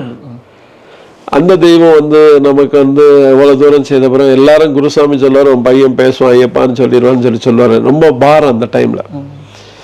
அப்புறம் அம்மனுக்கு கோயிலுக்கு கொண்டு போகிறேன். அம்மனுக்கு நெய் கொண்டு போகிறேன்னா அவனை நான் மடியில் வச்சு நெய் விட்டு கொண்டு போவேன் தேங்காய். அப்படி அங்கேயும் வந்து அந்த தெய்வமும் பதில் கொடுக்கல. ஏழுமலையானுக்கு ஜூன் 1ஆம் தேதினா எனக்கு பிறந்த நாள். ஏழுமலையை ஏறி போய் அங்கே போய் வேண்டிட்டு வருவேன். அப்பவும் தெரியும். அப்போ எனக்கு என்ன தோணுச்சுன்னா, நம்ம வந்து நேசித்த கடவுள் அதில் பிறந்து தினந்தோறும் காலையில் எழுந்திரிச்சு காயத்ரி மந்திரம் சொல்லி நம்ம பிரார்த்தனை பண்ண கடவுள் அவ்வளோ இருந்தப்போ அந்த கடவுளை நமக்கு வந்து என்ன செய்யலை, நன்மை செய்யலையேன்னு ஒரு வேதனை இருந்துச்சு. ஆனால் நான் எந்த கடவுளை வெறுத்தேனோ, எந்த கடவுளை அவதூறாக பேசினேனோ, எந்த கடவுளை பரிசுத்த வேதாகமத்தை அன்னைக்கு இருந்த அந்த புஸ்தகத்தெல்லாம் கிழிச்செறிந்து தூக்கி எறிஞ்சனோ, சம்பந்தமே இல்லை, இந்த கடவுள் நம்ம மேலே அன்பு காட்டுதே. அப்போ 10ஆம் கிளாஸ் 9ஆம் கிளாஸில் வந்து நமக்கு வந்து அந்த பையன் சொல்லுவான், என்னோட நண்பர், நம்ம ப்ரேயர் பண்ணுவோம் பாஸ் ஆயிடுவாரு. அப்போ அது ஞாபகம் வந்து, அப்போ நம்ம கடவுள்கிட்ட நம்ம ப்ரேயர் பண்ணி அன்னைக்கு அவங்க கேட்டு நம்ம பாஸ் ஆனப்போ, இன்னைக்கு நம்ம ஒண்ணுமே கேட்காமலே கடவுள் ஒரு அற்புதம் செய்திருக்கிறான்னு சொல்லி தான் நான் அப்படிதான் நினைச்சேன். அப்படி தேவன் செய்திருக்கிறான்னு நினைச்சேன். ஆனா இதுல வந்து என்னன்னு சொல்லியாச்சுன்னா, அந்த ஐயாவுடைய ஜபமும் என் மனைவியோட ஜபமும் கேட்டு அந்த இவங்க போகிற பெரிய பையனும் அவங்க கூட போகிற அந்த ப்ரேயரில் கேட்டு இருந்தது எனக்கு ஒரு அதிசயமாக இருந்தது. அதாவது நம்ம வெறுத்த தெய்வம் பிள்ளை பேச வச்சிருக்கு, நம்ம நேசிக்கிற தெய்வம் நம்மளை கைவிட்டதுன்னு சொல்லி ஒரு வேதனை இருந்தது. இப்படி அதுக்கப்புறம் உடனே சரி பிள்ளை பேச வச்சது அந்த நிகழ்வை பார்த்து எனக்கு ரொம்ப சந்தோஷமாக இருந்து அடுத்தது என்ன செய்தேன்னு சொல்லி அதுனா சரி ஏதோ கடவுள் பேச வச்சாரு, இனி நம்ம என்ன செய்யணும். உடனே ஃபோன் போட்டேன். அப்போ அவர் சொன்னார், ஐயா ஏசுக்குள்ள நீங்கள் வரணும்னா பாஸ்டர்கிட்ட ஃபோன் பேசுகிறேன், தூத்துக்குடிக்கு. ஆமாம், சந்தித்த ஊழியக்காரர், அவர் பெண்டேகஸ் பாஸ்டர். அவர் குடும்பமாக சிஎஸ்ஏ தான். இன்னைக்கு அவர் சிஎஸ்ஏல இருந்தாலும் அவர் ஆதி திருசபை, பெண்டேகஸ் சபை ஆதி திருசபை அவருது. அப்போ அவர் சொன்னார், நீங்கள் தூத்துக்குடி வரணும், வந்து இங்கே மூலிகை ஞானஸ்தானம் எடுக்கணும், இயேசு ஏற்றுக்கொள்ளணும். அந்த ஏற்றுக்கொள்வதற்கு முன்பாக நாங்கள் சத்தியத்தை சொல்லி தருவோம். நீங்கள் ரட்சிப்பு அடையணும்னா மனம் திரும்பி ரட்சிகள் வரணும்னு இந்த ஞானஸ்தானம் பெறுவதற்கு முன்னாடி நாங்கள் சத்தியங்களை கற்றுத்தருவோம், சொல்லி தந்த பிற்பாடு தான் நாங்கள் ஞானஸ்தானம் தருவோம்னு சொல்லி ஒரு வார்த்தை சொன்னாங்க. ஏன்னா உங்களுக்கு ஒன்றும் தெரியாது. இப்போ இயேசு நீங்கள் நேசிக்கிறீங்க, இயேசுக்குள்ள வரணும்னு நினைக்கிறீங்க, ஆனால் இப்படி இருந்தால் தான் செய்ய முடியும்னு சொன்னதால சரின்னு சொல்லி நாங்கள் உடனே நான் இருந்த வீடெல்லாம் வீட்டில் இருந்த ஃபோட்டோ, சபரிமலைக்கு வெள்ளி மாலை, எனக்கு என் பெரிய பையனுக்கு எல்லாம் வெள்ளி மாலை தான் இருக்கும். வெள்ளியில் அந்த வெள்ளி மாலை சபரிமலை மாலை, அம்மனுக்கு போடக்கூடிய வெள்ளி கட்டின மாலை, உடைகள், சபரிமலை போட உடைகள் எனக்கு அவனுக்கெல்லாம் இருந்து, அம்மனுக்கு போடக்கூடிய சிவப்பு உடைகள், திருமலைக்கு போகிற திருப்பதி போகிற நேரம் போட ட்ரெஸ் எல்லாத்தையும் தனித்தனி வச்சு எல்லாத்தையும் ஓரங்கட்டி எல்லாம் எடுத்து மறுநாள் குப்பை வண்டியில் போட்டுட்டேன். நான் இருந்த வீடை நீட்டாக இருந்த ஒயிட் வாஷ் பண்ணி இந்த வணங்கிட்டு தெய்வம் வணங்கிட்டு இருந்த அந்த சாமி அறைன்னு சொல்லுவாங்க, பூஜை அறை, அந்த பூஜை அறையை அப்படியே மாற்றி அங்கே டேபிளை போட்டு பரிசுத்த பைபிள் வாங்கி வச்சுட்டு அன்னைக்கு அப்போ சரி நமக்கு இந்த தெய்வம் நன்மை செய்தபடியால் இவருக்குள்ளாக நம்ம இருப்போம்னு சொல்லி உடனே என் பெரிய பையனையும் நானும் சின்னமானும் ஒய்ஃபும் சேர்ந்து தூத்துக்குடி பட்டணத்தில் வந்து அவர் கூட வந்து அவர் சொன்னது போல் அவர்கிட்ட இருந்து 10 நாள் அந்த சத்தியங்களை படித்து கொண்டு ரஷ்யப்புகள் முழு ரஷ்யப்பு வரணும்னு சொன்னால் ஞானஸ்தானம் இருக்கணும்னு சொன்னார். அதனால வந்து மனம் திரும்பியாச்சு. ரஷ்யப்பு அடையணும்னு சொல்லி சரி நேரடியாக போய் நானும் என் பெரிய பையனும் ஒய்ஃபு தம்பியும் எல்லாரும் சேர்ந்து முக்காணி ஆறு இருக்கு, அதாவது தூத்துக்குடியிலும் திருச்செந்தூர் முக்காணி ஆற்றுல போய் நாங்கள் மூழ்கி ஞானஸ்தானம் பெற்று ரஷ்யப்புகளை வந்து இந்த நிமிஷம் வரைக்கும் இயேசுவை பற்றி கொண்டு நடக்கிறோம். இதுதான் என்னுடைய ரஷ்யப்பு. நீங்கள் உங்கள் ரட்சிப்பின் அனுபவத்தை சொன்னீங்க, ஒரு பெரிய ஒரு சாட்சி. உங்கள் வாழ்க்கையில் நான் வெறுத்த தெய்வம் வந்து என்னை சந்தித்தாருன்னு சொன்னீங்க. எப்படியோ போக வேண்டிய வாழ்க்கையை ஆண்டவர் மாற்றியிருக்காரு. உங்கள் பிள்ளைக்கு வாழ்க்கையில் அற்புதம் செய்ததில்லை. நீங்கள் எப்படி மாறிட்டீங்க மேம்? நீங்கள் சொல்லுங்கள். நீங்கள் ஆண்டவரை ஏற்றுக்கொண்டு இருந்திருக்கீங்க, பையனும் நீங்களுமா சர்ச்சுக்கு போயிட்டு இருந்திருக்கீங்க, பக்கத்தில் உள்ள அந்த பெண்கள் மீட்டிங்கு. ஆனால் அவங்க டாக்டர் வந்து அதை ஏற்றுக்கிடாமல் இருந்திருக்காங்க. இப்படி பையன் பேசி அவங்க எல்லாமே எடுத்து மாற்றிட்டு இயேசுவை ஏற்றுக்கொண்டாங்கன்னு உள்ளதை பார்த்ததும் உங்களுக்கு எப்படி இருந்துச்சு? உங்கள் மனநிலைமை எப்படி? ஏன்னா அவங்க அதை ஆண்டவரை ஏற்றுக்கொள்ள முடியாத நிலையில் இருந்தீங்க. நீங்கள் தேடிட்டு இருக்கீங்க, ஆனால் வெளியரங்கமாக உங்களால் ஆண்டவரை தேட முடியல. வெளியரங்கமா தேட முடியல. ஆமா, ரகசியமாக தான் ஆண்டவரை வந்து நான் வந்து அவங்களுக்கு தேடிட்டு இருந்தேன். ஆனா இவங்ககிட்ட நான் வந்து சொல்ல முடியாது, ஏன்னா அவங்களுக்கு இயேசுப்பாவை பிடிக்காது, அதனால அவங்கள்ட்ட சொல்ல முடியாது. ஆனா அன்றைக்கு நாட்கள் நானும் ஜெபம் பண்ணிட்டு தான் இருந்தேன். ஆனா அப்படி இருக்கும்போது நிறைய போராட்டங்கள் லைஃப்ல. ஆமா, ஆண்டவர் நம்ம எல்லாரும் சொல்லுவாங்க நீங்கள் வாங்க நாங்கள் வந்து ப்ராக்டிஸ் பண்ணணும். நான் படித்து முடிச்சு வந்த பிறகும் வேலை பார்த்துட்டு இருந்தேன். வேலை பார்த்துட்டு இருக்கும்போதும் ஹாஸ்பிட்டல்ஸில் நல்லா ஸ்டாஃப் நர்சஸ் எல்லாம் அப்பாயின்மெண்ட் பண்ணுறது எல்லாமே எனக்கு எப்படியாவது வேலைக்கு போகக்கூடாதுன்னு எல்லோரும் பெரியவங்க சொன்னாங்க. ஆனாலும் கண்டிப்பாக வந்து நான் ஆசைப்பட்டேன் ப்ரேயர் பண்ணணும்னா. எனக்கு மேரேஜுக்கு பிறகு வந்து ப்ரேயர் பண்ணுறதுக்கே எந்த வாய்ப்புமே இல்லாமல் இருந்தது. அப்போ நினைப்பேன், ஒரு ப்ரேயர் வந்து வெரி இம்பார்ட்டண்ட் லைஃப்பில். எல்லாருடைய லைஃப்லேயுமே நமக்கு வந்து ப்ரேயர் வந்து முக்கியம். 1 மணி நேரமாவது ஆண்டவர்கிட்ட நம்ம வந்து ஜெபம் பண்ணணும். That is a very quiet time அப்படின்னு சொல்லுவாங்க இல்லையா, கிறிஸ்டியன்ஸுக்கு அது ரொம்ப முக்கியம். நான் படித்து வளர்ந்ததில்ல, எங்கள் மேம்ஸ் எல்லாம் சொல்லுறது ப்ரேயர் பண்ணுங்க. ஆனால் மேரேஜுக்கு பிறகு ப்ரேயரே பண்ண முடியும். ஏன்னா ஏசப்பாவை பற்றி அவங்கக்கிட்ட சொல்லவே முடியாது இல்லையா, அந்த மாதிரி ஒரு ரொம்ப அவங்க வந்து அதை வந்து வெறுத்தாங்க. ஆனால் நினச்சேன், ஆண்டவரே நம்மளும் வந்து இந்த ஃபேமிலியில் மேரேஜ் பண்ணி வந்திருக்கிறோம், எவ்வளவோ தடைகள் இருந்துச்சு. ஆனாலும் நினச்சேன், நம்ம வந்தது இந்த ஃபேமிலியில் வந்தது ஒரு முகாந்திரம், ஏதாவது ஒரு முகாந்திரம் இருக்கும் இல்லையா, அதனால் கண்டிப்பாகவே அது ஆண்டவரே நான் அதுக்கு ஒரு சம்பளம் அதுலேயும் நினைக்கல. எல்லாரும் ஏன் இந்த மாதிரி நம்ம வந்துட்டோன்னு கல்யாணம் பண்ணி நினைக்காம நினச்சேன், ஆண்டவரே இதில் நான் வந்து சர்வை பண்ணுறதுக்கு ஆண்டவரே நீங்கள் எனக்கு ஒரு ஞானத்தை கொடுங்க அப்படின்னு நான் ப்ரேயர் பண்ணேன். அது பிரகாரம் தான் ஒரு ஹாஸ்பிட்டல் ஓப்பன் பண்ணேன். அவங்கள வேலைக்கே போக வேண்டாம்னு சொன்னவங்க அவங்களாகவே ஹாஸ்பிட்டல் ஒன்று ஓப்பன் பண்ணுவோம் அப்படின்னு அவங்களாவே சொல்லவும் ஒரு ஹாஸ்பிட்டல் ஓப்பன் பண்ணுவோம் அன்றைக்கு இது பண்ணாங்க. அது மட்டும் இல்லாமல் என்னென்னா ஸ்டாஃப் நர்சஸ் அப்பாயின்மெண்ட் பண்ணுறதுல கூட என்னென்னா நிறைய ஹிந்து பிள்ளைங்களை தான் போடணும் அப்படின்னு சொன்னாங்க. ஆனால் அதுலேயும் ப்ரேயர் பண்ணும்போது நல்லா படித்த பிள்ளைங்க கிறிஸ்டியன் பிள்ளைங்களாக தான் இருந்தாங்க. ஓப்பன் பண்ணால் கற்றுக்க பண்ணாங்க. நான் இப்போ சொல்லுவேன், நீங்கள் ஸ்டார்ட் பண்ணுறதும் ப்ரேயரில் பண்ணுங்கள், முடிக்கிறதும் ஒரு ஹாஸ்பிட்டலில் க்ளோஸ் பண்ணுறதும் நீங்கள் வந்து ப்ரேயரில் தான் பண்ணணும் அப்படின்னு. ஏன்னா ஒரே ஒரு இம்பார்ட்டண்டான மேட்ரு சொன்னேன், என்னென்னா சாருக்கு வந்து ஆண்டவர் ஏசப்பாவை பிடிக்காது, அவங்க இருக்கவும் நீங்கள் ப்ரே பண்ண வேண்டாம் அப்படின்னு. பிள்ளைங்க அது நல்லபடியாக ப்ரே பண்ணுவாங்க. அப்படி இருக்கும்போது தான் பேஷண்ட்ஸ் எல்லாம் வருவாங்க. நான் அப்போ நினச்சேன் என்னென்னா, ஒரு நாள் ஒரு பேஷண்ட்டுக்காவது ஏசப்பாவை நான் சொல்லிடணும் அப்படின்னு. ஆனால் என்ன பார்த்தாச்சுன்னா அவங்களுக்கு வந்து கிறிஸ்டியன்னே சொல்ல முடியாது. ஏன்னா ஹஸ்பண்ட் வந்து வீட்டில் எல்லாரும் சொல்லுவாங்க என்னென்னா, வீட்டில் நிறைய கோயில் சாமியுடைய பிரசாதங்கள்னு சொல்லிட்டு இந்த குங்குமம்லாம் இருக்கும். அப்போ நெத்தியில் வைக்கிறது, இதில் ஒரு பொட்டு, இங்கே பொட்டு, நெத்தியிலெல்லாம் பொட்டு, வகுட்டிலெல்லாம் பொட்டு இருக்கும். அப்போது என்னை பார்த்தாச்சுன்னா அவங்க வந்து கிறிஸ்டியன்னே சொல்ல முடியாது, அவ்வளோ தூரத்துக்கு இருந்தேன். நான் பேஷண்ட்டு நான் பார்த்து பேசும்போது சொல்லுவாங்க, மேடம் வீட்டில் போய் நல்லா ப்ரேயர் பண்ணுங்கள், ஏசப்பா உங்களுக்கு விடுதலை கொடுப்பாருன்னு. அப்போ இப்போ பார்த்துட்டு சொல்லுவாங்க, இவங்க ஏசப்பாவை பற்றி சொல்கிறாங்களேன்னு. எனக்கு என்னென்னா, ஆண்டவரை பற்றி சொல்லுறது நம்மளுடைய கடமை அப்படின்னு.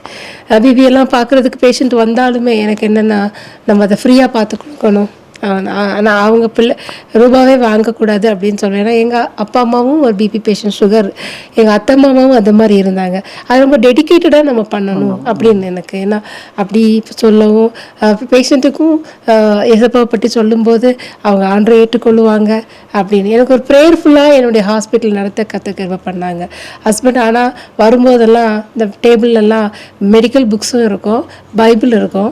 வந்தோன்னே சொல்லுவாங்க, இந்த பைபிளை தூக்கி உள்ளே வச்சுடு, இந்த மாதிரி ஷெல்ஃப் இருக்கும் டேபிள்ஸில், தூக்கி அதை வச்சுட்டு அங்கே கோயிலேருந்து வரும்போது நிறைய புக்ஸ் எல்லாம் வாங்கிட்டு வருவாங்க. நீ சும்மா இருக்கும்போது அதெல்லாம் படி என்ன அப்படின்னுவாங்க. சரின்னு அவங்க என்ன சொன்னாலும் ஓகே தான், நான் ஒன்றும் சொல்ல மாட்டேன். அப்படி இருக்கும்போது ஹாஸ்பிட்டலில் பேஷண்ட்ஸ் வந்து அட்மிட் பண்ணியிருப்பாங்க. அப்போ எதுவும் பாஸ்டர்ஸ் எல்லாம் வந்து ப்ரேயர் பண்ணுவாங்க. என்கிட்ட கேட்பாங்க, மேடம் ப்ரேயர் பண்ணவா அப்படின்னு. பண்ணிக்கோங்கன்னு. ஒரு நாள் ப்ரேயர் பண்ணிகிட்டு இருக்கும்போது நான் பக்கத்தில் இருக்கிற கட்டில் இருக்க பேஷண்ட்டு கூட நிற்கிறேன். அவங்க வந்து ப்ரேயர் பண்ண நானும் கூட நின்னேன். திடீர்னு என்ன பண்ணாங்க, இவங்க ஒரு மேல் பேஷண்ட்டை பார்க்குறதுக்காக வந்துட்டாங்க முன்னாடி. அங்கே ப்ரேயர் பண்ணும்போது என்ன பார்த்தாங்க, இவன் நான் இருக்கிறேன். நான் அங்கே நின்று நானும் கூட இருந்தோடனே லாஸ்ட்டில் அந்த ஆத்மாவே கத்திரை ஸ்தோத்திரி சொல்லும்போது ஆமேன்னு நானும் சொல்லிச்சு. ஆமேன்னு சொல்லும்போது இவங்க என்னையே பார்க்குறாங்க. அவ்வளோதான். ஏன்னா அந்த இதெல்லாம் ஸ்க்ரீனில் தெரியுது. நேராக கன்சல்டிங் உள்ளாக்க போயாச்சு. நானும் உள்ளாடி போனேன். பார்த்துட்டு எல்லாம் முடிஞ்சாச்சான்னு மட்டும்தான் கேட்டாங்க. நான் ஆமாம், இவங்க எதை கேட்குறாங்கன்னு தெரியல. அப்போ எல்லோரும் சொல்லுவாங்க, மேடம் நீங்கள் வாங்க, சர்ச்சஸுக்கு வாங்க அப்படின்லாம் என்கிட்ட சொல்லுவாங்க. எனக்கு ஏசப்பாவை பிடிக்கும், சர்ச்சுக்கு போகக்கூடாதுன்னு இல்லை, அப்போவே ஒரு வைராக்கியமாக இருந்தது. ஏன்னா நானும் என் வீட்டாருமோ என்ற கத்தரையே சேவிப்போம்னு இருக்கேன்.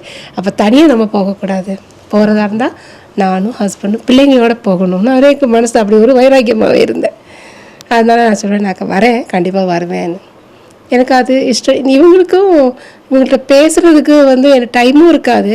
ஆனால் அவங்களுக்கு ஏசப்பாவை பிடிக்காதனால அவங்க சொல்லுகிற வார்த்தைகளை நம்ம கேட்டு ஆண்டவருக்கு வந்து என்னென்னா மன வருத்தத்தை நம்ம உண்டு பண்ணக்கூடாது அப்படின்னு தப்பாக திட்டுவாங்க இல்லையா. சரி அப்பா ஏசப்பாவுக்கு அது பாவம் தானே அப்படி பேசுறது. அதனால நான் அவங்கள்ட்ட கொஞ்சம் பேசுறதுக்கு ரொம்ப அப்போ நினைப்பேன், ஏதாவது ஒரு முகாந்திரம் வேணுமே அன்று நீங்கள் எங்கள் வீட்டுக்கு வர்றதுக்கு ஒரு முகாந்திரம் வேணும் அப்படின்னு பேர் பண்ணுறேன். பெரிய பையன் அப்போ வந்து 10th எல்லாம் வந்துட்டான். அதுலேயுமே என்னென்னா அவனை ஜீவனோடு இன்னைக்கு அவனை பிள்ளையை நான் பார்க்குறதே ஒரு பெரிய கிருபை. ஆமாம், இவன் வந்து பேசாமல் நாங்கள் கவுண்டருக்குள்ளே வந்துட்டோம். ஆனாலும் என் பிள்ளை படிச்சுட்டு இருக்கும்போது இப்படி தான் ஹாஸ்பிட்டலுக்கு போயிட்டு வந்துட்டு இருக்கிறேன். இவங்க வந்து ஹாஸ்பிட்டலில் இவங்க வந்த பிறகு அந்த ப்ரேயர் பார்த்துட்டு வந்தாங்களா, அதுக்கு பிறகு பயங்கரமான சண்டை வீட்டில். கார் எடுத்துகிட்டு நாங்கள் வீட்டுக்கு வரும்போதும் ரொம்ப ஒரு ரேஷ் டிரைவிங் பண்ணிட்டு வராங்க. எனக்கே பயமாக இருந்தது, இவங்களை எப்படி ஃபேஸ் பண்ணுறது அப்படின்னு. அவ்வளோ சண்டை போட்டுருவாங்களே அப்படின்னு. வீட்டுக்கு வந்தப்போ சாப்பிட்றீங்களா அப்படின்னு கேட்குறேன். சாப்பாடு எடுத்து வச்சாச்சு. சாப்பிட்ட பிறகு என்கிட்ட ஒரே ஒரு வார்த்தை கேட்டாங்க, ஹாஸ்பிட்டலில் அங்கே என்ன நடக்குதுன்னு கேட்டாங்க. நான் பயந்து டேசப்பாடு சொன்னேன், நீங்கள் என் பக்கத்தில் நில்லுங்க, அவங்கள்ட்ட எப்படி பேசுறது அப்படி மனசு சொன்னேன். ஏசப்பாக்கு ப்ரேயர் பண்ணாங்க. அப்புறம் அடி ஏசப்பான்னு சொன்னாங்க. அடி எங்கே விழுதுன்னே தெரியாது, ரொம்ப அடிச்சிட்டாங்க. உனக்கு அப்போ கேட்டாங்க, உனக்கு அப்பா எத்தனை அப்பா அப்படின்னு கேட்குறாங்க. நான் அப்போ எனக்கு ரொம்ப கஷ்டமாக இருந்துச்சு. ஆண்டவரே இவங்க அப்படி பேசுகிறாங்களே அப்படின்னு மன வருத்தத்தோடு அழுதுட்டு அப்படியே படுத்துட்டேன். ஆனால் ஆண்டு அப்பவுமே எனக்கு ஒரு பதிலை சொல்கிறாரு. எப்படி தெரியுன்னா, I am the heavenly father அப்படின்னு. அப்போ சொன்ன, ஆண்டவரே நீங்கள் எவ்வளோ நல்லவங்க ஏசப்பா அப்படின்னு. அன்றைக்கி சாயங்காலம் எழுப்பி ஃப்ரெஷ்ஷப் ஆகிட்டு பிள்ளைங்களையும் ஸ்கூல்லேருந்து பெரியவன் வந்து அவனையும் கவனிச்சுட்டு கன்சல்டிங் கிளம்பிட்டேன். அப்போது வழியில் வரும்போது ஆண்டு பேசுகிறாரு, இதுக்கு நான் என்ன செய்யணும் ஆண்டவரே, ஆனாலும் இன்னும் உபவாசம் எடுக்கணும், உபவாசம் எடுத்து ப்ரேயர் பண்ணும்போது அந்த விடுதலை கிடைக்கும்னு ஆண்டு என்கிட்ட பேசுகிற இருதயத்தில் எனக்கு வந்து அந்த வார்த்தை எனக்கு கிடைக்கிது. அப்போ நினச்சேன், நம்ம இனி உபவாசம் எடுத்து ப்ரேயர் பண்ணுவோம் அப்படின்னு ப்ரேயர் பண்ணேன். அப்போ அடுத்த நாள்லேருந்து காலையில் பிரேக்ஃபாஸ்ட்டு சாப்பிட வராங்க. அப்போ வந்து சாப்பிட்லையா, இல்லை நான் இன்றைக்கி விரதம். அப்படியா, என்ன விரதமாக இருக்கிறேன், ஆமாம் சரின்னு விட்டுட்டாங்க. 1 வீக் ஃபுல்லாகவே அப்படி தான், மார்னிங் எடுக்கிறதில்ல, இவங்களும் ஒன்றும் சொல்கிறதில்ல. அப்பமா கேட்குறாங்க ஒரு அடுத்த வாரத்தில், நீ டெய்லி இப்போ உபவாசமாக எடுத்திருக்க அப்படின்னு, விரதமாக எடுத்திருக்க அப்படின்னாங்க. ஆமாம், ஒவ்வொரு நாளும் ஒரு சாமியுடைய பேரை சொல்கிறது. அப்போ இவங்களுக்கு ஒரே சந்தோஷமாக இருந்துச்சு. சிவபெருமானுக்கு திங்கக்கிழமை, அம்மனுக்கு செவ்வாய்க்கிழமை, புதனுக்கு ஒரு சாமி, வியாழக்கிழமை குருசாமி, வெள்ளிக்கிழமைக்கு முருகன் அப்படின்லாம். இப்போ சனிக்கிழமை என்ன சாமிக்கு நீ விரதம் இருக்கா, அப்போ ஸ்ரீனிவாசமூர்த்திக்கு அவர் பேரும் ஸ்ரீனிவாசமூர்த்தி தானே, பெருமாள் பேரும் ஸ்ரீனிவாசமூர்த்தி. ஓகே சரி. அவர் நினச்சாரு, நம்ம ஒரு நாள் இப்படி அடித்த உடனே என் ஒய்ஃப் அப்படியே மாறிட்டா அப்படின்னு நினச்சாங்க. ஆனால் நான் வந்து நினச்சேன் ஆண்டவரே, உபவாசம் முடிச்சு அங்கே போய் சர்ச்சில் ஹாஸ்பிட்டலில் முடிச்சுட்டு தான் நான் வருவேன். அப்படி தான் இருந்துட்டு இருந்தேன். எனக்கு ஆண்டவர் மேலே எனக்கு ரொம்ப பிடிக்கும் ஏசப்பாவை. ஏன்னா எல்லாத்தையுமே அவர் தான், எல்லாமே எனக்கு ஹிஸ் ஆல்மைட்டி காட் அப்படின்னு படிக்கிறோம் இல்லையா, அப்போ அவர் தான் எல்லாமே. வெளியே சொல்ல முடியல, அவங்கக்கிட்ட பேச முடியல, இருந்தாலும் என்ன ஏசப்பா நீங்கள் எல்லாம் பார்த்துக்கோங்கப்பா, அவ்வளோதான். எல்லாமே ஸ்கூல் வேலைக்கு போனாலும் அப்படி தான், அவருக்கு நம்ம கூட இருக்கிறாரு, பேசுகிறதுக்கு அவர் தான் இருக்கிறாரு, எல்லாமே அவர் தானே அப்படின்னு எனக்கு ரொம்ப வைராக்கியம் ஏசப்பா மேலே. ரொம்ப ஹாப்பியாக இருக்கும், அவர் தான் எல்லாமே அப்படின்னு. அப்படி இருக்கும்போது ஒரு நாளைக்கு டியூட்டிலேருந்து வரும்போது எங்கள் வீட்டு ஸ்ட்ரீட்டுக்கு வரும்போது ரோடெல்லாம் அப்படியே ரத்தமாக இருக்குது. அதை பார்த்தோன்னு நினைக்கிறேன், ஏசப்பா இது யாருக்கு ரத்தம் தெரியலையே அப்படின்னு. நான் பொதுவாகவே ஒரு ஆம்புலன்ஸ் வந்தால் கூட ப்ரேயர் பண்ணுவேன். என்னென்னா எனக்கு அது ஆண்டவரே அதில் யார் வந்து எமர்ஜென்சியில் இருக்காங்க தெரியாது, அவங்க உயிரை நீங்கள் பார்த்துருக்கீங்க ஏசப்பா, பாதுகாத்துருங்க, என்ன நிலையில் இருந்தாலும் நீங்கள் உபகாரம் பண்ணுங்கப்பான்னு ஒரு வார்த்தை நான் ஜெபம் பண்ணிடுவேன். அப்போ நினைக்கிறேன், ஆண்டவரே இந்த ரத்தமாக கிடக்க இந்த ரோடு மேலே யாருக்கு ரத்தம் தெரியலையே அப்படின்னு நான் எனக்கு ஒரு அலறல் மாதிரி ஆயிடுச்சு. அதை பார்த்து அவ்வளோ பிளட்டு, அப்படியே ஃப்ரெஷ் பிளட்டாக இருக்குது. அப்புறம் நான் வீட்டுக்கு போகிறேன், என் வீட்டில் யாருமே இல்லை. ஏன் ஆண்டவரே யாருமே இல்லையே, இவங்கள ஃபோன் பண்ணால் இவங்களும் எடுக்கலை. அப்போ பயந்து போயிட்டு ஃபோன் பண்ணுறேன், இந்த அம்மாவுக்கு கூப்பிடுறேன், யாருமே இல்லை, எடுக்கலை. அப்புறம் ஹாஸ்பிட்டலில் அப்புறம் வந்து ரோட்டில் வெளியே வந்தாச்சுன்னா ஒருத்தர் சொல்கிறாரு, தம்பிக்கு வந்து ஆக்சிடெண்ட் ஆயிடுச்சு, பெரிய தம்பிக்கு ஆக்சிடெண்ட் ஆயிடுச்சு அப்படின்ற. அப்படியா, எங்கே இருக்காங்கன்ட்டு, பக்கத்தில் ஹாஸ்பிட்டலில் இருக்கிறாங்க அப்படின்ட்டு ஓடி போயிட்டு ஜேம்ஸ் ஹாஸ்பிட்டலில் இருக்கிறாங்க அப்படின்ட்டு. நான் போய் ஹாஸ்பிட்டல் அங்கே போனால் என் ஹஸ்பண்ட் அங்கே ஓடிட்டே இருக்கிறாங்க. ப்ளே ரூமில் வச்சுருக்காங்க, அம்மா ஒரு பக்கம் தண்ணி வாங்கி கொடுக்கறதுக்கு. ஹெட் இன்ஜுரி ஆகிருக்கு பிள்ளைக்கு, பெரியவனுக்கு ஹெட் இன்ஜுரி ஆகிருக்கு அப்படின்னு. நான் வந்து அவனை பார்த்தோன்னே எனக்கு ரொம்ப அலறிட்டேன். நான் ஏசப்பா என்ன இது, நான் உங்களுக்காக உபவாசம் எடுத்து தானே நான் வந்தேன், ஏன் அந்த முறை நீங்கள் எங்கள் பிள்ளைக்கு இப்படி பண்ணியிருக்கீங்க அப்படின்னு சத்தமாக அழவும் முடியல. என் ஹஸ்பண்ட் வேறு பக்கத்தில் இருக்கிறாங்க, கண்ணீராக வருது. ஏன் இவங்க வந்து சொல்கிறா, அம்மா ரொம்ப குளிராக இருக்குமா அப்படின்னு. டாக்டர்கிட்ட போய் குளிராக இருக்குது, ட்ரிப்ஸ் வர குளிராக இருக்குது, அவனுக்கு வந்து ஒரு டேப்லெட் கொடுங்க அப்படின்னு சொன்னால் கூட அவங்க கொடுக்க மாட்டேங்கிறாங்க. அது மெடிக்கலாக பார்த்தா அப்படி கொடுக்கக்கூடாது, ஆனால் அது வந்து செடட்டிவாக இருக்கணும், மயக்கம் வரும், பிள்ளைங்களுக்கு தூக்கம் வந்துடும். அதனால நம்மளுடைய கண்டிஷன் என்னன்னு பார்க்குறதுக்காக கொடுக்க மாட்டாங்க. சரிம்மா தருவாங்க, டீ ஏதாவது கொடுக்க, இவங்க வாமிட்டிங் இருக்கான்னு பார்த்து ஸ்கேன் பண்ணணும். அப்போ ஹாஸ்பிட்டல்ஸில் எல்லோரும் ஒரு 50,000 கட்டுங்க, அந்த டைமில் எங்களுக்கு ஒன்றுமே இல்லை, 50,000 கட்டுங்க, 1 lakh கட்டுங்க. அவங்க பிள்ளைக்கு ட்ரீட்மெண்ட் கொடுக்குறத காட்டிலும் ரூபாவை தான் ரொம்பவே மோட்டிவேஷனாக இருந்தாங்க. எனக்கு ஒன்றுமே தெரியல. அப்புறமா மறுபடியும் எங்கள் அம்மா நான் வரும்போது ஸ்கேன் எடுத்துகிட்டு வந்துடுறேன் அப்படின்னு போகிறாங்க. எனக்கு ஸ்கேன் கூட போகக்கூட என்னால் முடியல, எனக்கு தெரியல அந்த கண்டிஷன் எனக்கு ரொம்ப. ஏன்னா நான் ரொம்பவே எனக்கு வந்து ஒரு மாதிரி எனக்கு பேச முடியல, ஒன்றுமே முடியல. நீ தைரியமாக இருமா, நான் போயிட்டு வரேன்னு போய் ஸ்கேன் எடுத்துகிட்டு வராங்க. வந்துட்டு உடனே அவனுக்கு அப்போவுமே தலையெல்லாம் பிள்ளைக்கு வந்து பிளாக் கலர் ஆயிடுச்சு, இங்கே எல்லாமே நெத்திலாம் கருப்பாயிடுச்சு. அப்போ டாக்டர் சொல்கிறாங்க சர்ஜரி பண்ணணும், இன்ஜெக்ஷன் வந்து மேக்னமைசின்ட்டு ஒரு இன்ஜெக்ஷன் அதை வாங்குங்க அப்படின்னு. அதுவும் 16,000 அந்த டைமில். நான் வாங்கலான்ட்டு பே பண்ணலான்னு போகிறேன், ஆனாலும் எனக்கு வந்து முடியல. ஏன்னா அவங்க வந்து பிள்ளைக்கு ட்ரீட்மெண்ட்டே ஸ்டார்ட் பண்ணவே இல்லை. அப்புறம் நான் ஹாஸ்பிட்டல் ஃபோன் பண்ணேன், பக்கத்தில் எங்கள் ஆர்த்தோ டாக்டருக்கு ஃபோன் பண்ணேன். இமீடியட்டாக எடுத்துகிட்டு வாங்க அப்படின்னு சொன்னாங்க. கொண்டு வந்தாச்சு. கொண்டு வந்தப்போ ஹாஸ்பிட்டலில் போய் நிற்கிறேன். டாக்டர் சொன்னாங்க ஒன்றும் இல்லை, வாங்க உள்ளக்க அப்படின்னு. அவங்க அதை பற்றியே பேசவே இல்லை. டாக்டர் சொன்னாங்க இது ட்ரீட்மெண்ட்டை ஸ்டார்ட் பண்ணிவிடுவோம் அப்படின்னு சொல்லிட்டு நைட்டில் வந்து நிற்கிறேன். சின்னவன் ரொம்ப குழந்தையா இருந்தான்ல, அப்போ வந்து அவனுக்கு வந்து ஒரு எல்கேஜி யூகேஜி போகிற வயசு தான் சின்னவனுக்கு, ரொம்ப குழந்தை. அவன் வந்து இவனுக்கு ஆக்சிடெண்ட் ஆகிருக்கு, உள்ளக்கு கொண்டு போய் இவன் கத்துறான். அங்கே போகணுன்னா டாக்டர் என்ன பண்ணாங்கன்னா, போட்ட சூச்சர் அவ்வளவு தேய்மை 10-15 தையல் தலையில், இப்படி இங்கே நெத்தி ஃபுல்லாக ஃபோர்ஹெட்லேருந்து இப்படி இவ்வளோ நீளத்துக்கு தையல். தம்பியை பார்க்கவே முடியாது. அவன் உண்மையில் அவன் பிறந்த நாள்லேருந்து அவன் ரொம்ப அழுகா கூட நாங்கள்லாம் பொறுத்துக்கவே மாட்டோம், அவ்வளோ செல்லமாக அவனை பார்த்தது. அப்போ அவன் அழுகதை பார்த்து நானும் என் வீட்டுக்காரன் அப்படியே வெளியில் வந்துட்டோம். கத்துறது அவன் மம்மின்னு டேடின்னு கத்துறான், எங்களுக்கு பார்க்கவே முடியல. வெளியில் வந்து அப்படியே அழுது அப்படியே எனக்கு ரொம்ப முடியாமல் ஆகுது. அப்போ அங்கே என்ன பண்ணாங்கன்னா அந்த தையல் அவ்வளோத்தையும் ஓப்பன் பண்ணி க்ளீன் பண்ணுறாங்க. பண்ணி பண்ணி பண்ணி பண்ணி அந்த ட்ரேயில் வந்து அந்த பிள்ளைங்க கொண்டு வர்றாங்க. ரோட்டில் எந்த மண்ணெல்லாமே வந்து அப்படியே வச்சு தைச்சிருக்கிறாங்க பிள்ளைக்கு. பார்க்கவே முடியாது, அழுது. அப்புறமா அவனுக்கு வந்து பெயின் எல்லாம் நல்லா ட்ரெஸ்ஸிங் எல்லாம் முடித்து வர்றதுக்கே 2 hours ட்ரெஸ்ஸிங் முடித்து அவங்க வெளியே கொண்டு வந்தாங்க. இந்த ஹாஸ்பிட்டலில் மேலே கொண்டு போயிட்டாங்க, மேலே ரூமில் எடுத்துகிட்டு போயிட்டாங்க. நானும் என் வீட்டுக்காரரும் அப்படியே அழுது. இவங்க சொன்னார், எனக்கு இங்கே நிற்க முடியல, நான் வீட்டுக்கு போயிடுறேன் அப்படின்னு. ஏன்னா அவங்களும் இந்த பிள்ளைங்க அழுதாச்சுன்னா அவங்களால பார்த்துக்க முடியல. நான் சொன்னேன், ஆண்டவரே எங்கள் கூட நீங்கள் இருங்கன்ட்டு. ஹாஸ்பிட்டலில் எடுத்துகிட்டு போயிட்டு உடனே அடுத்த நாளே சர்ஜரிக்காக பிள்ளையை ஓப்பன் பண்ணி எடுத்து க்ளீன் பண்ணிடுவோம். ஒரு எக்ஸ்ரேயில் வந்து கொடுத்துருக்காங்க, ஒரு எலும்பு வந்து பிள்ளைக்கு வந்து ஆக்சிடெண்ட்டில் எலும்பு டிவியேட் ஆகிட்டு அப்படின்னு சொல்லிட்டு ரொம்ப நான் அழுதுட்டு. அப்புறம் நிற்கிற நேரம் டாக்டர் சொன்னாங்க, சித்ரா மெடிக்கல் காலேஜ்லேருந்து டாக்டரை கூப்பிட்ருவோம் சர்ஜரிக்காக அப்படின்னு. எல்லா ஏற்பாடும் பண்ணியாச்சு. பிளட்டு கிடைக்கவே இல்லை. அவனுக்கு பிளட் A1B பாசிட்டிவ். எல்லா இடமும் தேடுறோம், ஒரு என்ன பண்ணுறது அப்படின்னு. அப்படி இருக்கும்போது ஹெல்ப் பண்ணுறதுக்கு நிறைய பேர் வந்தாங்க. அவங்க ஃப்ரெண்ட்ஸு, எங்கள் ஃப்ரெண்ட்ஸ் எல்லாம் வந்து நாங்கள் பிளட் கொடுத்துட்றோம் அப்படின்னு எல்லாமே ஏற்பாடு பண்ணியாச்சு. போயிட்டு நைட்டில் ஆப்ரேஷன் தேட்டருக்கு கொண்டு போகிறாங்க பிள்ளைய. அவனுக்கு ஒன்றுமே தெரியல, அவ்வளோ ஒன்றும் சும்மா அப்படியே உட்காந்துருப்பான். வலி அவனால் தாக்கு பிடிக்க முடியல.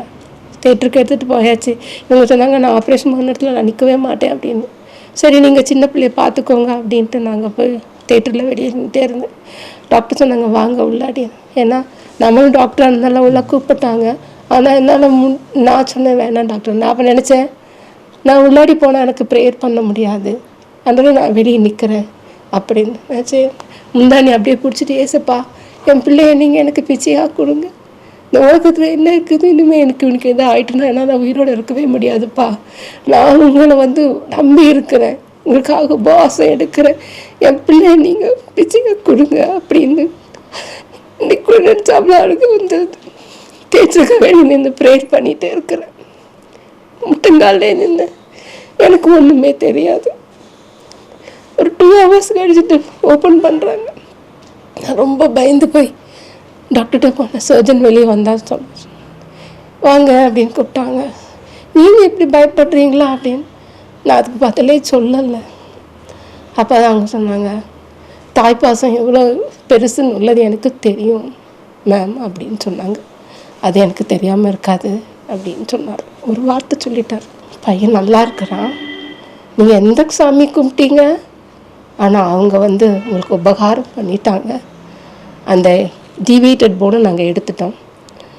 ஒரு நெல் எடை கேப்பில் அவங்க பிரெயினுக்கும் அவனுடைய ஸ்கல்லுக்கும் ஒரு நெல் எடை கேப்பில் தம்பிக்கு மூளைக்கு எந்த ப்ராப்ளமுமே இல்லை, அவன் நல்லா இருக்கிறான், ஹி வில் பி ஓகே அப்படின்னு சொன்னான். அப்போ நினச்சாம்போதே, எனக்காக நீங்கள் ஹெல்ப் பண்ணிட்டீங்க ஏசப்பா. நான் தாலை குனியாமல் நீங்கள் எனக்கு என் பிள்ளைய பிச்சையாக கொடுத்துட்டீங்க. ரொம்ப அழுதுட்டு, ஏன்னா என்னுடைய உயிரே அவன்தான். எவ்வளோ கஷ்டத்துலேயுமே நாங்கள் அவனை பார்த்தா சாட்டிஸ்ஃபேக்ஷன் ஆயிரும். எங்கள் அப்பா அம்மா எல்லோரும் தோணும் என்னை போட்டு, அப்பா இறந்துட்டாங்க இந்த சம்பவம் ஆகிற நேரம். அப்படி அவனை நாங்கள் பார்த்து கடவுள் எங்களுக்கு பிள்ளையை கொடுத்தாங்க. இப்போ நினச்சாண்டவரே, நீங்கள் பெரிய காரியத்தை செய்யிட்டீங்கப்பா. ஏன்னா அவனை நாங்கள் நினைக்கல இப்படி ஒரு ஆக்சிடெண்ட் ஆகும் அப்படின்ட்டு. அதுலேருந்து ரிக்கவரி ஆகி ஒரு மாதம் மறுபடியும் ஹாஸ்பிட்டல் போயிட்டு வந்து எடுத்து சூச்சர் ரிமூவ் பண்ணி எல்லாமே ஆஸ் யூஷுவல் அவனை கர்த்தர் நல்லபடியாக உயிரோட தந்தார். இதுதான் ஃபஸ்ட்டாக என்னுடைய லைஃப்பில் எங்கள் ஏசப்பா எனக்கு செய்தது. இதை எங்கள் ஏசப்பா செய்தாருன்னு என் வீட்டுக்கார்ட்ட சொல்ல முடியாது, ஏன்னா அவர் ஆண்டரை ஏற்றுக்கொள்ளலை. ஆனால் நிறைய ப்ரேயரு, கோயிலுக்கெல்லாம் அவனுக்கு ஆடெல்லாம் வாங்கி கொடுத்து, எல்லாம் ஒவ்வொரு பக்கமாட்டு சர்ச்சஸுக்கெல்லாம் எல்லாத்த என்னெல்லாம் காணிக்க உண்டு எல்லாமே கொடுத்து. ஏன்னா இந்த அந்த டைம்லலாம் நமக்கு ஒன்றும் பிள்ளை எவ்வளோ ரூபா போனாலும் குழந்தை கிடைக்காது அப்படி. ஏன்னா 2வது உள்ள பெண் குழந்தை இறந்து போய் நாங்கள் அவ்வளோ ரொம்ப கஷ்டப்பட்டோம். பிராங்கோலைட்டிஸ் ஃபிட்ஸில் ஜெய்சேகரன் ஹாஸ்பிட்டலில் மணியை அவ்வளோ செலவு பண்ண, குழந்தைக்காக நம்ம செலவு பண்ணி தான் ஆகணும், ஆனாலும் குழந்தை கிடைக்கல. அப்படி இருக்கும்போது இவனுக்கு இந்த என் ஃபேமிலியில் அப்படி மாற்றி மாற்றி ஏதாவது எங்களுக்கு என்ன ஒரு பாவம் கஷ்டங்கள் சாபமா என்னன்னே தெரியாது எங்களுக்கு, மாற்றி மாற்றி அப்படி ஒரு கஷ்டமான ஒரு சூழ்நிலை. அப்படி பிள்ளைய வந்து எனக்கு உயிரோட கொடுத்தாங்க. அதுக்கு பிறகு தான் அதுக்கு அடுத்துதான் இவன் 5 வருஷம். அதுக்கு பிறகு பிள்ளை இவனுக்கு 10 years வித்தியாசம் தான். அப்புறம் இவன் மித கோர்ஸ் எலும்பி நடக்க வாங்க அதெல்லாம் பண்ண 1 வயசு ஆகுது 2 வயசு ஆகுது எல்லாமே நடந்துட்டு இருக்கு. சின்ன தம்பி அது மாதிரி 5 years அவன் பேசாமல் இருந்தான். இவனை நாங்கள் கொண்டு போய் என்ன பண்ணோன்னா கோயில்களில் விற்றுட்டோம். அந்த திருச்செந்தூரில் கொண்டு போய் இடைக்கி இவனை கிரயம் பண்ணி அங்கே ஏலத்தில் இவனை பிடிச்சிட்டு வரோம். அந்த மாதிரி பிள்ளைங்களை நாங்கள் ஏலத்துக்கு கூட பிடிச்சிட்டு வந்தோம். மடப்புறத்துக்கு காளியம்மன் கோயிலுக்கு ஆளூரில் ஒரு மாலை வாங்கி போட்டு அங்கே போய் அங்கே பிரதிஷ்டை பண்ணுறது. இவனுக்கு அவங்க அப்பாவும் இவனும் எப்படியாவது இவங்க பேசிடணும். எந்த கடவுளுமே எங்களை பார்த்துன்னு ஊரெல்லாம் சொன்னாங்க, இவங்க எதுக்கு உயிரோடு இருக்காங்க, இவங்க உயிரோடு இருக்கவே செத்து போக வேண்டியது தானே அப்படின்னு பேசுனாங்க. நினச்சாலும் நாங்கள் இனிமேல் மறிச்சு போனாலும் பரவாயில்ல, கடவுளுக்கு தான் மறிக்கணும், இவங்கள என்ன பேசினாலும் பரவாயில்ல, நீங்கள் எனக்காக அற்புதம் செய்வீங்க ஏசப்பா. எனக்கு அப்படி ஒரு வைராக்கியம் ஆண்டு நமக்கு. ஏன்னா அவன் டெலிவரியிலே எனக்கு ஆண்டு அற்புதத்தை பண்ணினார். டாக்டர்ஸே கிடையாது.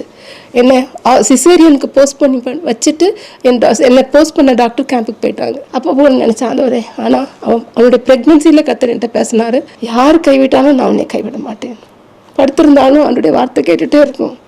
நினச்சா ஆண்டவரே நீங்கள் இப்படி என்கிட்ட பேசுகிறீங்களேப்பா அப்படின்னு. அது ஒரு மிராக்கிள் தான். சிசேரியனே இல்லாமல் நார்மல் காம்ப்ளிகேட்டட் ஃபிட்ஸ் எனக்கு ஃபிட்ஸில் கூட அவன் நார்மலாக கர்த்தர் கொடுத்தார். அதெல்லாம் அவர் செய்திருக்கிறதெல்லாம் எது நம்ம ஜீவனே ஆண்டவருக்காக கொடுத்துருக்கிறதுல நம்ம அது கொடுக்கணும். அப்படியெல்லாம் ஆண்டு என்னுடைய லைஃப்பில் அவனுக்கு கொடுத்தாங்க. அவனையும் பேச வைப்ப நினச்சேன்.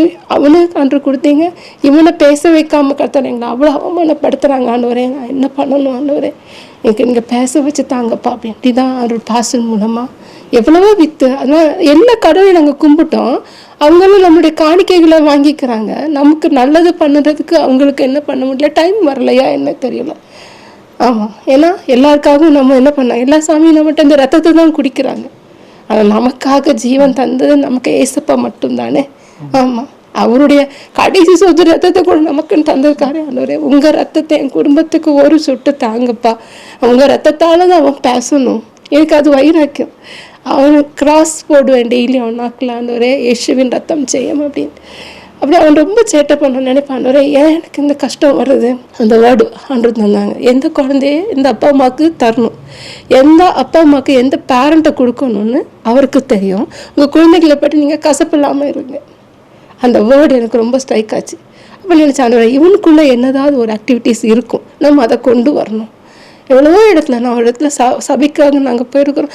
நாங்கள் ஆண்டவரை ஏற்றுக்கொண்டுட்டு நாங்கள் ஒரு இடத்துல போகும்போது ஒரு இடத்துல ஒரு பாஸ்டர் அம்மா நான் சாட்சி கொடுக்கும்போது என்னை அப்படியே கெட்டி பிடிச்சிட்டாங்க. இன்றைக்கி உயிரோடு இருக்கிறாங்க. சமாதானம் சொல்கிறாம்மா கோயில்பேட்டில். அவங்க எனக்கு தெரியாது, அம்மா உன் பிள்ளை நீ எவ்வளோ அழகாக வசனத்தை சொல்லி கொடுத்து கொண்டு வந்துட்டேன், நான் இவ்வளோ வருஷம் ஊழியம் பண்ணுறேன், எனக்கு பிள்ளைகளுக்கு சொல்லிக் கொடுக்க தெரியலன்னு என்னை உங்கள் வீட்டுக்கு கூப்பிட்டு போகிறாங்க. உங்கள் வீட்டுக்குள்ளாடி 3 பேர் அந்த பிள்ளைங்க வாய் பேசாமல் நடக்க முடியாமல் அப்படி டாய்லெட் பண்ணி வச்சுருக்காங்க, யாருமே பார்க்க முடியாது அப்படி. ஆனால் நான் நினச்சேன் நான் அதை பெருசுன்னு நினைக்கிறேன். ஆனால் எனக்கு தெரியாது, நம்ம ஒன்றுமே தெரியாமல் அவர்கிட்ட சொல்லி அவர் கற்றுக் கொடுக்குறாரு, அவ்வளோதான் லைஃப்பில். அது அவர் செஞ்ச மிராக்கிள் இது. அது மாதிரி அவனை பேச வச்ச கடவுள் வந்துச்சு. ஆண்டவரே அவனை பேச வச்சுருங்கப்பா, ஏன்னா ஊர் மாத்திர தலை குனியாமல் நீங்கள் என்ன நடத்தணும். அப்படி ஆண்டவர் அவனை வசனத்தை சொல்லி கொடுக்க ஆரம்பித்தேன். எப்படியாவது ஆண்டவரே அவனை நீங்கள் பேச வைக்கணும். இவனை என் பிள்ளை பெரியவனை எனக்கு உயிரோடு கொடுத்துருக்கீங்க, இவனையும் ஆண்டவரே எனக்கு உயிரோடு நீங்கள் தந்திருக்கீங்க. நான் நினச்சேன் ஆண்டவரே அப்போ இவங்க எங்கள் முக்காணி அவனை பேச வச்சாரு. அவங்க சொன்னாங்க அது மாதிரி அவங்க வாசனத்தை சொல்லி கொடுக்கவும் அவன் பேசவும் அவங்க என்னை ஆண்டு வச்சுருக்காரு. அப்போ தான் நினச்சேன். பாஸ்டர் எங்களை கூட்டிகிட்டு வந்து என்ன பண்ணாங்கன்னா அந்த ஃபுல்ஃபேட்டில் நிப்பாட்டிட்டு சொன்னாங்க, வாங்க டாக்டர்ஸ் வாங்க ப்ரேயர் பண்ணுவோன்னு. அப்போ நானும் எங்கள் பிள்ளைங்க எல்லாரும் முழங்கால் படிட்டு ப்ரேயர் பண்ண வந்து. ஏன்னா அவர் என்ன சொல்கிறாரு, அவர் யார் எங்களுக்கு தெரியாது. இல்லை ஒரு ஹிந்துவில் நம்ம வந்திருக்கோம், ஒன்றுமே தெரியாது. அப்போ எல்லா கோயில்லையும் போய் சாமி என்ன சொல்லுதோ தலையாட்டுவோம், அவங்க என்ன காணிக்கை கேட்குறாங்களோ கொடுப்போம். அது நமக்கு என்னன்னா எங்களுக்கு அது ஒரு பெருமை மாதிரி. டாக்டர்ஸுக்கு போனால் அந்த சாக்கில் போய் காணிக்கை வைக்கிறது, பொங்கல் வச்சு கொடுக்கறது, அதெல்லாம் நம்ம பெருமையாக நினச்சோம். இந்த ஜீவனுள்ள தேவன் இல்லை. இவர் எனக்கு தெரியாது, பாஸ்டர் கூப்பிட்டு எங்களை நீட் டவுன் பண்ண சொல்லிட்டு என்னென்னா நீங்கள் உங்கள் பிள்ளைங்களை நீங்கள் டாக்டர்ஸ் நீங்கள் இனிமேல் உங்களுடைய நீங்கள் ஊழியத்துக்காக அழைக்கப்பட்டிருக்கீங்கன்னு சொன்னாங்க. அவர் அன்றைக்கே சொன்னார். ஏன்னா எங்களுக்கு தெரியாது, நாங்கள் ஓகே சொன்னோம். முதல்ல உன்னுடைய வாழ்க்கையில் ஃபஸ்ட்டு பிள்ளைங்கள ஆண்டருக்காக நீ கொடுக்கணுமான்னு சொன்னார். சரின்னு சொன்னேன். உன்னுடைய ஃபஸ்ட்டு டைமாக நீ ஆண்டருக்காக கொடுக்கணும் சொன்னாங்க. சரி, உன்னுடைய முதல் காணிக்கையை நீ கடவுள் கொடுக்கணும், கடவுள் உன்னையே ஆசீர்வதிப்பார். ஏன்னா அந்த கோயிலுக்கு கோயிலெல்லாம் போய் சாமி தேங்காய் தலையில் உடைக்கணும்னு சொன்னாலும் நம்ம அப்படி தான் சொல்லுவோம். ஏன்னா அந்த கோயில் சாமி மேலே இருக்கிற வைராக்கியம். அப்படி இருக்கும்போது ஏசப்பா நமக்கு இப்படி சொல்லியிருக்கிறாரு. அதுதான் சொன்னேன். ஆனால் ஊழியம்னா என்னன்னு தெரியாது, பிள்ளைங்களை அப்படி கொடுக்கணும் தெரியாது. ஆனால் அப்போ வீட்டில் வந்துட்டு நான் சொல்கிறேன், பாசிட்டிவ் சரி சொல்லிட்டேன். ஆனால் வீட்டில் வந்து நான் கேட்டேன், பெரியவன்ட்ட மக்களே ஒன்று ஊழியத்துக்கு கொடுக்கணும். அப்போ என் பிள்ளை சொன்னான், மம்மி நான் ஊழியம் பண்ணுறேன் அப்படின்னு பெரியவன் சொன்னான். எனக்கு ரொம்ப சந்தோஷமாக இருந்தது. தம்பியும் ஊழியத்துக்கு கொடுக்கணும், தம்பியும் நானும் சேர்ந்தே நாங்கள் ஊழியம் பண்ணுவோம். அப்போ நானும் என் வீட்டுக்காரன்னு நினச்சேன், ஆண்டவரே எங்களுக்காக அவங்க ரத்தத்தால் எங்களுக்கு நீங்கள் விடுதலை கொடுத்துருக்கீங்க. இந்த டாக்டர் தொழில்னால நான் வேலை பார்த்துருக்கேன். ஆனால் ஒரு நாள் கூட நான் நிம்மதியாக இருந்ததே கிடையாது. ஏசப்பா என்னுடைய வாழ்க்கையில் என்னைக்கு வந்தாங்க, எனக்கு ஒரு விடுதலை, இந்த கஷ்டங்கள்லேருந்து, அவமானத்துலேருந்து, கேவலத்துலேருந்து எங்களை விடுதலை கொடுத்தாங்க. அப்போது நான் கடவுளுக்காக நான் என்ன பண்ணணும், வேறு மனசு ஒரு வைராக்கியம், இந்த வேலையெல்லாம் விட்டுட்டு என் பிள்ளையை பேச வச்ச கடவுளுக்காக நாங்கள் போய் ஊழியமே பண்ணணும். அந்த வைராக்கியத்தில் தான் நாங்கள் என்ன பண்ணோம், எங்கள் வேலையை விட்டுட்டு நாங்கள் ஊழியத்துக்கு வந்தோம். ஆனால் எதுவுமே எனக்கு வேணும்னு நான் நினைக்கிறது இல்லை. ஆனால் ஆண்டு மட்டும் நான் நினச்சேன், ஆண்டவரே இந்த குடும்பத்தில் சரி எல்லாரும் சந்தோஷமாக கூட இருப்பாங்க, அப்பா அம்மா அம்மா எல்லாரும் இருக்கிறாங்க, நம்ம கூட தான் இருப்பாங்க. ஆனால் கஷ்டங்கள் வரும்போது யாரையுமே பார்க்கவே முடியாது. என்னைக்காவது நான் அந்த கஷ்டத்தை நம்ம கூட இருந்தவங்களே நம்மளை பற்றி திரும்பவும் பேசுவாங்க, உனக்கு இந்த கஷ்டம் வந்திருக்கு, இப்படி வந்திருக்குன்னு ஒரு வார்த்தை நம்மள்கிட்ட வந்து சொல்ல தான் செய்வாங்க. அந்த ஊண்டிங்கான வேர்டை நம்ம என்னைக்காவது கேட்போம். ஆனால் ஆண்டவர் அப்படி கிடையாதே. அவர் சமாதானத்தின் தேவனெல்லாம், உலகத்துக்கு சமாதானத்தை தருவார், என் வீட்டுக்குள்ளே சுகமும் சமாதானமும் நான் வைப்பேன்னு எனக்கு ஆண்டவர் சொல்லியிருக்காரு. அதுதான் நான் சரி, ஆண்டரே கர்த்தர் நல்லவர் என்பதை ருசித்து பாருங்கள், அவர் மேல் நம்பிக்கையாக இருக்கிற மனுஷன் பாக்கியவான். அதான் ஆண்டவரே நாங்கள் பாக்கியவான்கள் அப்பா, நாங்கள் உங்களை நம்பி நாங்கள் வந்திருக்கோம், நாங்கள் வைக்கப்படவே மாட்டோம். அப்படி தான் என் லைஃப்பில் ஆண்டு எங்களுக்கு அவ்வளோ ஒரு மிராக்களை பண்ணி எங்கள் வேலையை விட்டுட்டு நாங்கள் இன்றைக்கி ஊழியத்தில் இருக்கோம். அதுக்கு பிறகு என்னுடைய பையனுக்கு என்ன பண்ணேன்னா, இப்படி ஆண்டு ஏற்றுக்கொண்டாலும் நான் நினச்சேன், இவனை வந்து வசனத்தை சொல்லி கொடுத்து என்ன பண்ணணும், கொண்டு வரணும். ஒன்றுமே பேச மாட்டான், அப்பாவும் பேசலை அம்மாவும் பேசலை. ஆனால் அவன் வாய் திறந்து பேசின வசனம் சங்கீதம் 1, துன்மார்க்கருடைய ஆலோசனையில் நடவாமலும் பாவிகள் வழியில் நில்லாமலும். அதை நான் சொல்லி சொல்லி கொடுத்து அதுவே எனக்குவே மனப்பாடம் ஆயிடுச்சு. அப்போ நினச்சேன் எல்லா சங்கீதங்களும் சொல்லிக் கொடுக்கணும். சங்கீதம் 121, சங்கீதம் 23, சங்கீதம் 91, சங்கீதம் 33, 34, 134 எல்லாமே எனக்கு எதெல்லாம் தோணுதோ அவனுக்கெல்லாம் சொல்லி கொடுத்து பாடல்களை சொல்லி கொடுத்து எல்லா இடத்துலையும் ஆண்டவர் என்ன பண்ணாங்க, எங்களை ஒரு சாட்சியாக முதல்ல கூட்டிகிட்டு போனார். சாட்சியாக கூட்டிகிட்டு போய் சாட்சிகளை சொல்கிறதுக்காக எங்கள் வீட்டுக்காரருக்கு சாட்சி சொல்லும்படியாக ஒவ்வொரு பாஸ்டர்ஸும் எங்களை ஒவ்வொருத்தரையாக கொண்டு போய் எங்களை கூட்டிகிட்டு போய் சாட்சி சொல்ல வச்சாங்க. அங்கெல்லாம் என்னுடைய பையனை கூப்பிட்டு போய், வாய் பேச முடியாத ஒரு பையன் வாய் பேசியிருக்கிறான், நீங்கள் ஆண்டவரை ஏற்றுக்கொள்ளுங்க அப்படின்னு சொல்லி, இந்த நசரத் பேட்டிலேருந்து எங்களுக்கு ஒரு பாஸ்டர் சஜி பாப்பச்சன், இன்னைக்கு அவர் இல்லை, அவர் எங்களை கூட்டிகிட்டு போவார். கூட்டிகிட்டு போகும்போது எங்களை சொல்லுவாங்க, போமா அவனுக்கு வேறு வேலை இல்லையா, கல் தூக்கி எரிஞ்சிருவான். அப்போ நான் சொன்னேன், பரவாயில்ல நீங்கள் எரிஞ்சாலும் பரவாயில்லையா, இயேசுப்பாவை ஏற்றுக்கொள்ளுங்க, அவர் ரொம்ப நல்லவர், நம்ம ரொம்ப பாவமான வாழ்க்கையில் இருக்கோம், ஆண்டு வந்தால் அந்த வீடு நல்லா இருக்கும், நீங்கள் நல்லா இருப்பீங்க. எல்லா கிராமங்கள்லாம் போய் சொல்லி இவனை கூட்டிகிட்டு போய் சொல்கிறது. பேசுனியா நீன்னு கேட்பாங்க, அம்மா நான் பேசிட்டேன், ஏசப்பா ஏற்றுக்கொள்ளுங்க அப்படின்னு சொல்லுவோம். அப்படி சொல்லி என் பையனை நானும் சாட்சி, எனக்கு அது ரொம்ப சந்தோஷமாக இருந்தது. எல்லா கிராமங்கள்லையும் போய் நானும் என் வீட்டுக்காரர் என் பிள்ளையும் என் பெரிய பையனும், அவன் டைம் இருந்தால் வருவான், இல்லைன்னா அவனும் படிச்சுட்டு இருந்தனால அவனும் அவனுக்கு ஆண்டவருக்கு நாமத்தை இன்னைக்கு உயர்த்தும்படியாக கற்று நடத்துகிறார். கர்த்தர் நல்லவர். மேம், நீங்கள் உங்கள் சாட்சியை சொன்னீங்க, ரொம்ப ஆச்சரியமாக இருந்து கேட்குற எனக்கு பிரோஜனமாக இருந்து, கண்டிப்பாக பார்க்குற மக்களுக்கு பிரோஜனமாக இருக்கும், அநேகரை இது உயிர்ப்பிக்கணும்னு நான் நம்புகிறேன் இயேசு நாமத்தில். பிரதர் நீங்கள் சொல்லுங்கள், அவங்க சொன்னாங்க சாட்சியை, நீங்கள் வந்து ஆண்டவரை ஏற்றுக்கிட்டீங்க, அந்த பாஸ்டர் மூலமாக ஏற்றுக்கிட்ட பிறகு உங்கள் அந்த ஊழிய பாதைகள், நீங்கள் இப்போ மினிஸ்ட்ரி பண்ணிகிட்ருக்கீங்க, அதுக்குள்ளே எப்படி வந்தீங்க, அப்புறம் அதில் உங்களுக்கு மறக்க முடியாத அனுபவங்கள், அதை பற்றி சொல்லுங்கள். 2010 ரட்சிக்கப்பட்டோம், ஞானஸ்தானம் பெற்றோம். 2010 2012 ஆண்டு வரைக்கும் வந்து அதே சபையில், அதாவது சென்னையிலேருந்து வந்து அப்படியே அங்கே இருந்துட்டு நான் மட்டும்தான். அங்கே இருக்க நேரத்தில் அங்கே இருக்க உணவு ஊழியக்காரர் கேட்டேன், பாஸ்டர் சொன்னது என்னென்னா, அவருக்கு மகன் இல்லாதனால என்ன வந்து அந்த சபைக்கு பாஸ்டராக இருக்கணும்னு சொல்லி சொன்னாங்க. அப்போ உணவு ஊழியக்காரர்கிட்ட கேட்டேன் அது என்னன்னு சொல்லி கேட்டப்போ அப்போ அவர் சொன்ன என்னன்னா, நீங்கள் ஜெபம் பண்ணுங்க, தேவன் என்ன சொல்கிறாரோ அதை செய்யுங்க அப்படின்னு சொல்லி சொன்னார். அப்போ மருத்துவ வேலை எனக்கு செய்ய முடியல. அவன் இந்த ஞானஸ்தானம் பெற்ற பின்பாக 2012 அதே சபையில் வச்சு ஏசாயா தீர்க்கதரிசி புஸ்தகம் 61ஆம் அதிகாரம், அந்த 61ஆம் அதிகாரத்தில் ஆண்டவர் முதல்ல ஆலயத்தில் பிரசங்கம் பண்ண அதிகாரம் லூக்கா சுவிசேஷம் சொல்லுது. அப்போ அந்த அதிகாரத்து மூலமாக தான் ஆண்டவர் என்ன செய்கிறாரு, அழைப்பு தராரு. அழைப்பு தந்து உடனே அதுக்கு பிறகு இயேசு ஏற்றுக்கொண்டோம். சுவிசேஷகராக தேவன் வந்து ஏற்றுக்கொண்ட பிறகு சுவிசேஷகராக அழைப்பு அது மூலம் கிடைச்சதும் வந்து பாஸ்டர்கிட்ட சொன்னேன், ஐயா நீங்கள் பாஸ்டர் சொன்னீங்க என்ன ஆக்கணும், உங்கள் பையனை நீங்கள் ஏற்றுக்கொண்டீங்க, ஓகே. ஆனால் தேவன் வந்து வார்த்தை மூலமாக சத்தியத்தின் மூலம் இப்படி சொல்கிறாரு, ஏசாயா 61 சுவிசேஷம் தெரிந்தோன்னே, அதனால் நாங்கள் வந்து சுவிசேஷகராக எங்களை சபையில் பிரதிஷ்டை பண்ணுங்கன்னு சொல்லி சொன்னோம். 2012 என்னையும் மனைவியும் அதே சபையில் ஞானஸ்தானம் அதே சபையில் எங்கள் 2 பேரும் பிரதிஷ்டை பண்ணாங்க. ஊழியக்காரராக சுவிசேஷகராக பிரதிஷ்டை பண்ணாங்க. சபையார் முன்னாடி பிரதிஷ்டை பண்ண பிற்பாடு நாங்கள் வந்து முதல்ல வந்து அந்த சாட்சி சொல்ல அதுலேருந்து அங்கே சொல்லி முடித்து அங்கேருந்து வெளியே வந்தோம். வந்து தொடர்ந்து சபைகளில் அழைப்பு வர தேவன் கிருபை செய்தார். சாட்சிகள் சொல்ல தான் முதல்ல போயிட்டு இருந்தோம். அது வந்து அவர்கிட்ட அந்த பைபிளை பற்றி உள்ளது ஸ்டடி வேணும்னு சொல்லிட்டு அந்த ஸ்டடி பண்ணிவிட்டு அதுக்கப்புறம் சுவிசேஷகராக தேவனுடைய ஊழியத்தை செய்ய ஆரம்பித்தோம். சுவிசேஷகராகன்னு சொன்னால் கன்வென்ஷன் கூட்டங்கள், நற்செய்தி கூட்டங்கள், விடுதலை பெறவள கூட்டம், மைதான கூட்டங்கள் அப்படின்னு சொல்லிட்டு ஊழியம் செய்ய நானும் மனைவி மகனும் கொடுத்த மாதிரி முதல்ல நாங்கள் 2 பேரும் ஆரம்பித்தோம். பெண்கள் ஆசீர்வாத கூட்டங்கள் அப்படி தேவன் வந்து எங்களுக்கு இந்த கிருபை தந்தவரை பெரியவனை இயேசு விடிக்கிறார் ஊழியத்தில் நார்கோயில் ஆஃபீஸில் விட்டேன்.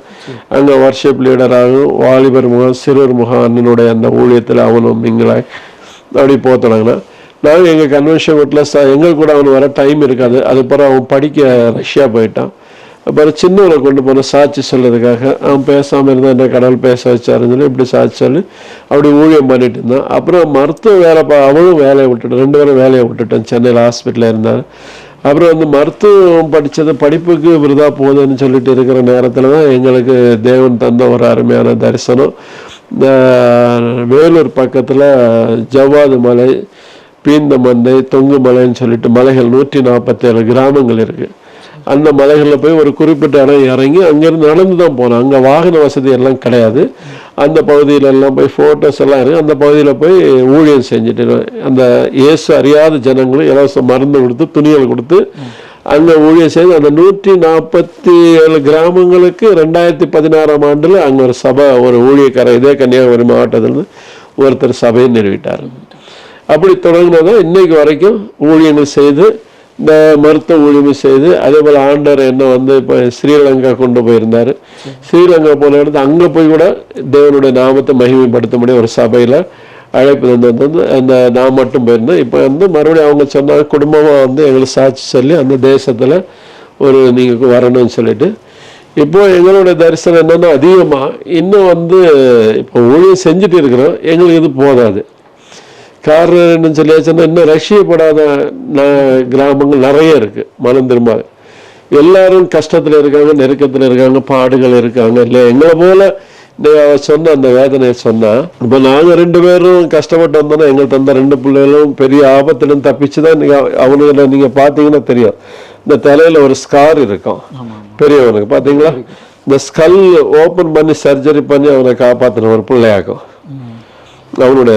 அது 2வது வாழ்க்கையை பார்த்தீங்கன்னா அவனுக்கு இடது கண்ணு பிளாஸ்டிக் சர்ஜரி பண்ண கண்ணாக்கும்.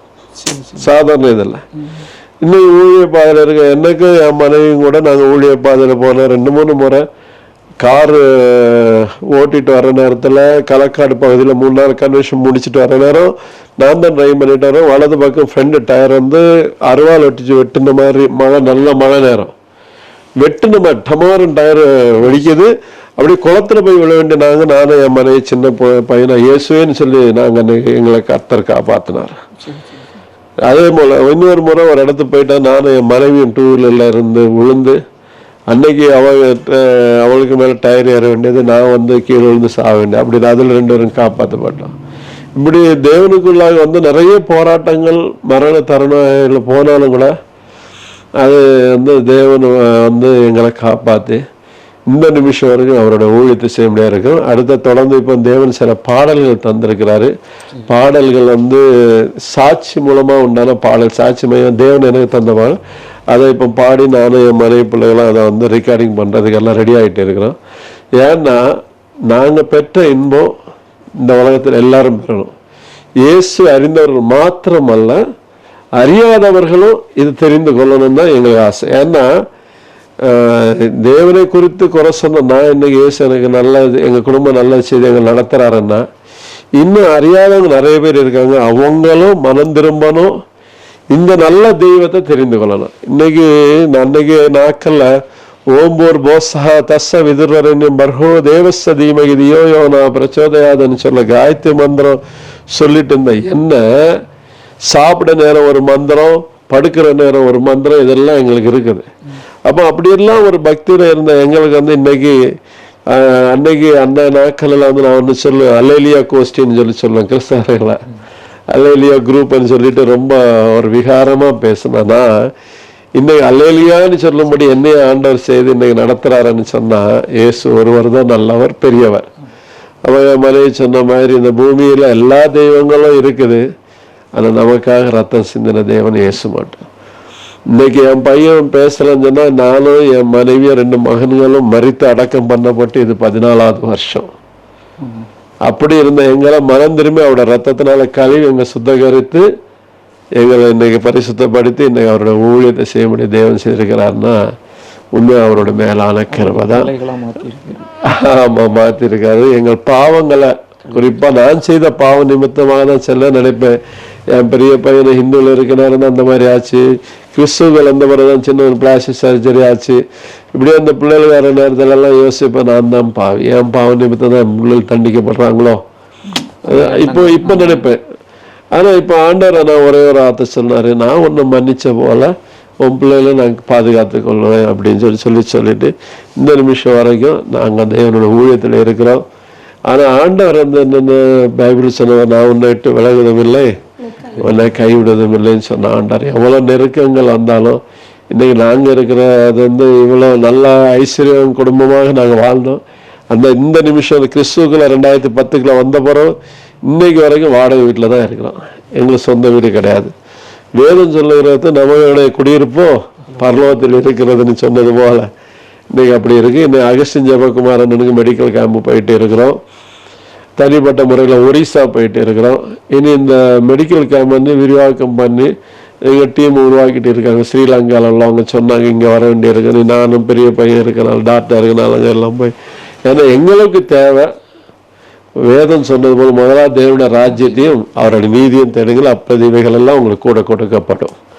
அதுக்காக நாங்கள் ஓடிட்டு இருக்கோம். இயேசுக்கு நம்ம என்ன செய்யறோம்? எனக்கு இயேசு நல்லது செய்தார், என் பிள்ளைய பேச வைத்தாரு, பெரிய மகனை பெரிய ஆபத்திலிருந்து காப்பாத்தினாரு, என்னைய மனையும் பெரிய ஆபத்திலிருந்து காப்பாற்ற. இன்னைக்கு அவருக்கு முன்னாடி நாங்கள் சாட்சி சொல்றோம்னா, இன்னைக்கு அநேகர் இந்த சாட்சி கேட்குறாங்கன்னா எங்களை இயேசு ஜீவன் தந்தனால தான் எங்களுக்கு அந்த வாய்ப்பு கிடைச்சிருக்கு, இல்லது எங்களுக்கு இந்த வாய்ப்பு இல்லை. அதனால அவருடைய ராஜ்யத்தை அப்படி செய்த தேவனுக்கு நம்ம ஏதாச்சும் செய்யணும் இல்லையா? இயேசு நமக்கு செய்தார், அந்த பெற்றது நல்லதை மற்றவங்க நம்ம செய்யணும்.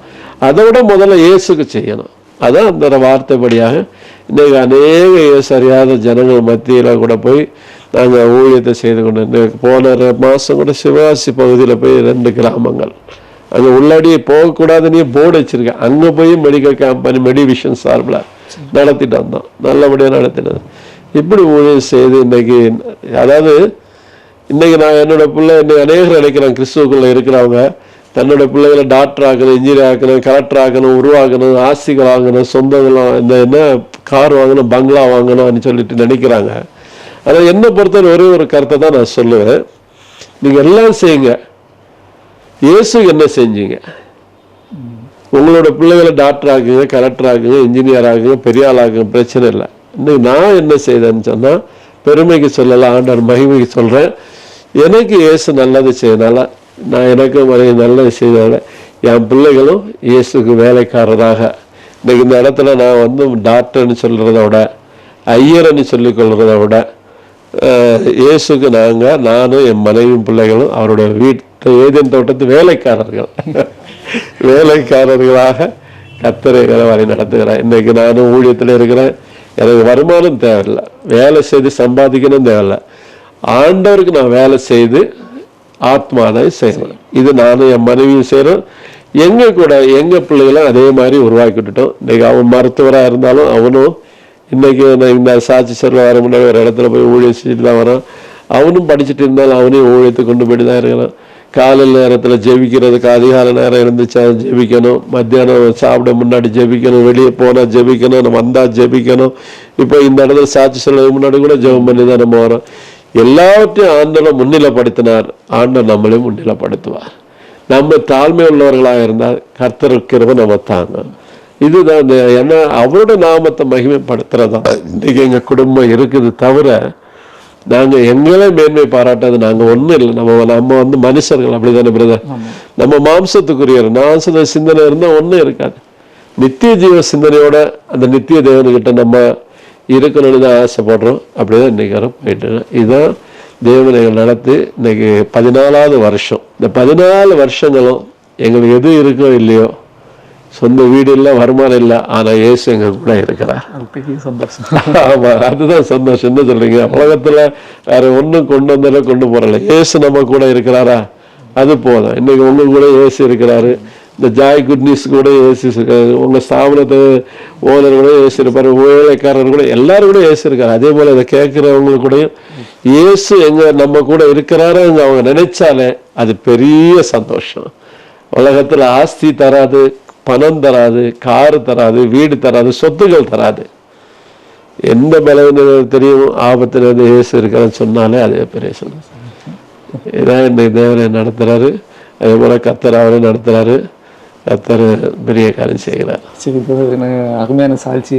இவ்வளோ நேரம் உங்கள் வாழ்க்கையில் ஆண்டவர் செய்த நன்மைகளை நீங்கள் சொல்லிட்டு இருந்தீங்க. பிள்ளைகள் வாழ்க்கையிலையும் உங்கள் தனிப்பட்ட வாழ்க்கையிலையும் இயேசப்பா செஞ்ச நன்மைகளை இதை அநேக நேயர்கள் பார்த்துட்ருக்காங்க. நம்ம ஜாய் குட் நியூஸ் டிவி இந்த சாட்சிகளை அதை பார்த்துட்ருக்க நேயர்களுக்கு நீங்கள் என்ன சொல்ல விரும்புறீங்க? நீங்கள் சொல்லுங்கள். அன்பான கர்த்தருடைய பிள்ளைகளை, குடும்பமாக உங்கள் முன்பாக அடியார் மனைவியும் தேவன் தந்த 2 மகன்களாக உங்கள் முன்பாக நாங்கள் நிற்கிறோம். இன்னைக்கு இந்த சாட்சி கேட்டிருப்பீங்க. இயேசு செய்த அற்புதத்தை உண்மையாகவும் அவருடைய நாமத்தை மகிமைக்காகவும் நாங்கள் இன்னைக்கு அருமையான இந்த தொலைக்காட்சியில் இருந்து வாய்ப்பு தந்த ஆண்டவராக இயேசுக்கு நன்றி செலுத்துகிறேன். அருமையான எங்களை அழைப்பித்து இந்த இடத்துல செய்கிற இந்த ஜாய் குட் நியூஸ் ஸ்தாபகர் அவருடைய மனைவி பிள்ளைகளுக்காக இங்கே பணிவு செய்ய போகிறார் அன்பு சார்களுக்காக இயேசு கிறிஸ்துவுக்கு நன்றி செலுத்துகிறேன். இதை கேட்கிற உங்களுக்கும் தேவன் செய்கிற காரியம் என்னவென்றால், அவரை மாத்திரம் மகிமைப்படுத்துங்க, அவரை மாத்திரம் முன்னிலைப்படுத்துங்க. இன்னைக்கு உலகத்துல பணம் வரும், நாளைக்கு போயிடும். சொத்துகள் இருக்க, நாளைக்கு போயிடும். உறவுகள் இருக்க, நாளைக்கு போயிடும். நாங்கள் சொன்னாங்க ஒவ்வொரு உறவுகளும் இன்னைக்கு இருந்து போயிடும் நம்மளை விட்டு. ஆனா நம்மளை விட்டு பிரியாத உறவு அந்த இயேசு என்கிற உறவு தான். அந்த உறவுல நிலைத்து நிற்க பாருங்க, அவரை மட்டும் சார்ந்துருங்க. உங்களுக்கு அதே போல தினந்தோறும் முக்கியமான காரியம் ஜெபம் பண்ணுங்க.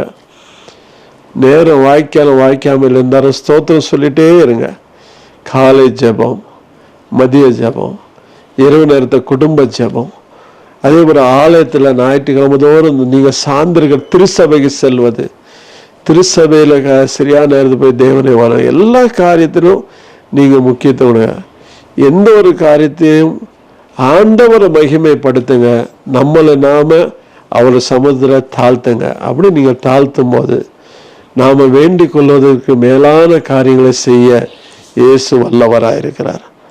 ஏன்னா யோபு சொல்லுகிறாரு பாருங்க, எவ்வளவு தடைகள் வருது, நம்ம கஷ்டங்கள், கடன் பிரச்சனை வரும், நோய்கள் வரும், பிள்ளைகள் படிப்பு உண்டான காரியங்கள் வரும், பிள்ளைகள் திருமணங்களுக்கு உண்டான காரியங்கள் பிரச்சனைகள் இருக்கும், போராட்டங்கள் இருக்கும், நிந்தைகள் வரும், அவமானங்கள் வரும், கஷ்டங்கள் வரும்.